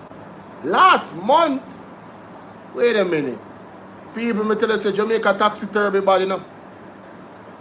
The weapons we were told by acting senior superintendent of police, Patria Rowe, who is director of the Firearms and Narcotics Division, can discharge about 5.56 and .223 rounds, which makes it especially lethal. Mr. Rowe also revealed that the seizure in Manchester was not the first of that type of rifle in the country. Really? So some deadly rifle the man them seized. A number of them, he said, had been seized this year by the police, who most commendably have been dismantling criminal enterprises piece by piece. A them a type of work I want to see, but here I want no police. I want to lock up some of the big man them where they behind them something. That is the next level we want to need to go. Just seizing the gun them and not getting the link to where the gun them are come from. No, we need to lock up the big wigs them. If you don't cut off the head of the serpent, if you cut the tail can grow back. Oh, my son.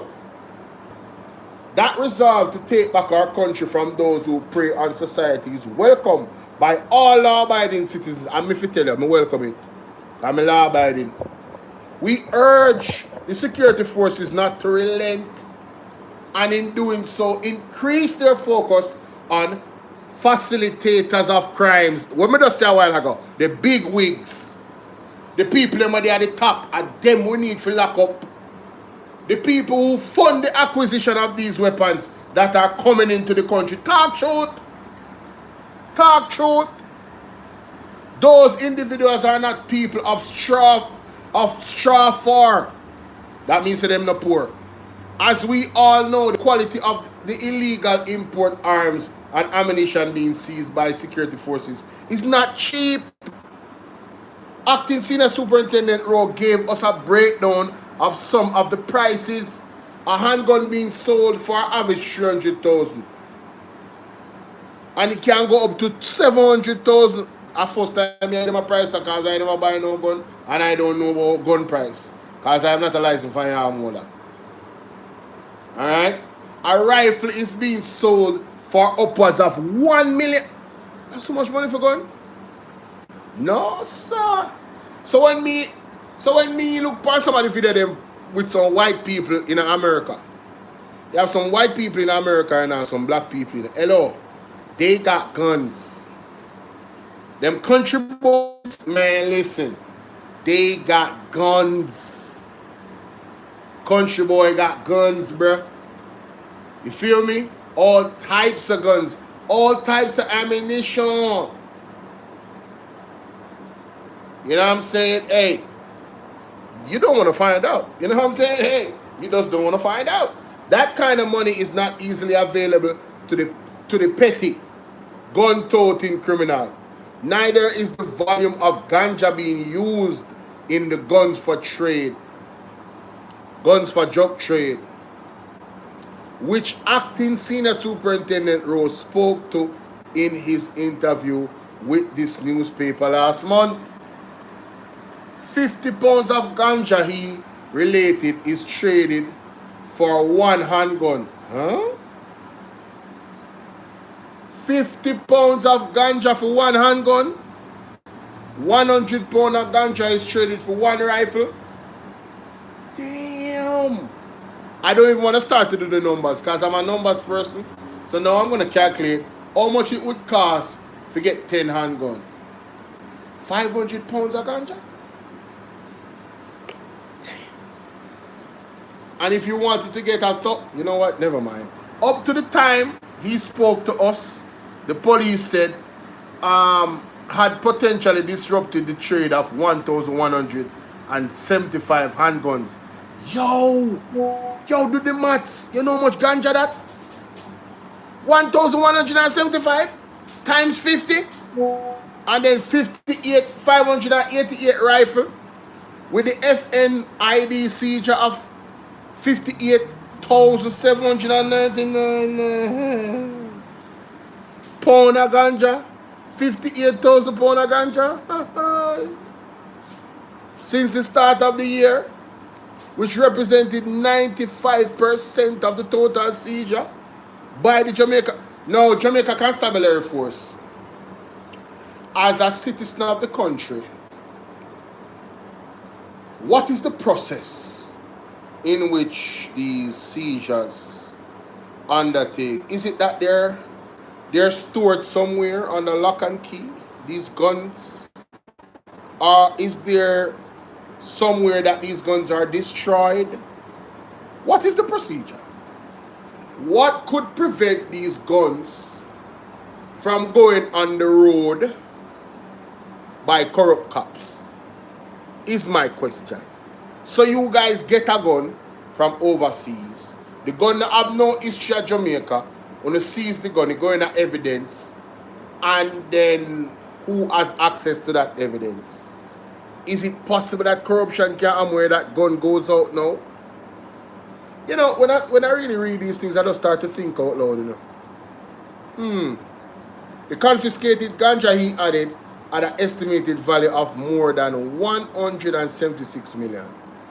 Additionally, Mr. Rose said the FNID has seized an estimate of 411 million worth of cocaine. Damn! 411 million dollars for this year. Then how much got you? Damn! The FNID has seized over $500 million Jamaican dollars in drugs since 2025. And has significantly disrupted the drug trade with a net effect of disruption in firearm trade, Miss Rowe told us. Now, I don't know how them calculate how much disruption. I don't know. They must know, like, I don't know. I'm not going to question that. Those are not small achievements, and the police are to be commended for the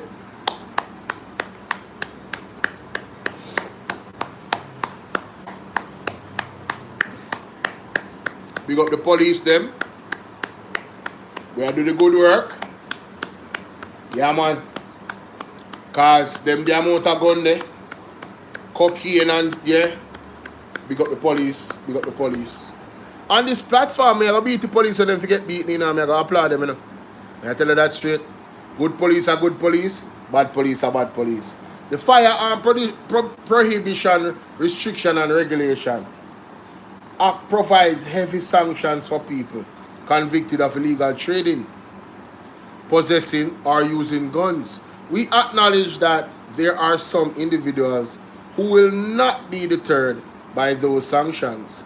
They may believe that they are untouchable, but we get a sense from the JCF of today that it is determined to extinguish the fires of lawlessness. Youth and youth, put on the gun and take up the pickaxe and take up the fork. Yeah, man, start dig, man. Dig ground and plant, man. Alright? May I tell you, believe. To that we say bravo. Apprehend and successfully prosecute those who fund criminality, seize their assets, sever their network, and smash their operations into dust. Cutting off the head of the serpent of crime will redound to the benefit of our people and our country. What a good article from The Observer. Or is it The Gleaner? The Observer. Cut the head of the serpent. This is what we need. We will always have a major crime issue in Jamaica if we don't find out who the big wigs are that is pushing these guns and drug trade. Yeah, man. Yeah, man. All right, let's say it there. People, I'm going to leave it there now. The word is love. I wish that you guys would have called in because, you know, I wanted to interact with you. But, you know, it is what it is. The light went out. We had some challenges. I cannot find the wire. From my microphone to the Bluetooth box. You know, I cannot find that. That's an issue. But I'll be searching for it. And I hope that I find it in that search. And plus I have some videos that I need to make some thumbnails for. So I have work to do. So you guys, you've been amazing. Thank you so much for being here. And I didn't have much trolls today.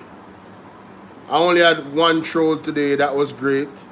You know, yeah, even Mary. Big up Mary. She was behaving herself. Big up Mary. You know, Mary came through and said hi. Hi, Mary. Oh, best stop defending the wicked politician. Yeah, that's the only thing I would say. You know I have to do it. Come on, y'all need to stop that. It's too clear. Open up your eyes. Anyway, see y'all, and I'm out. Peace.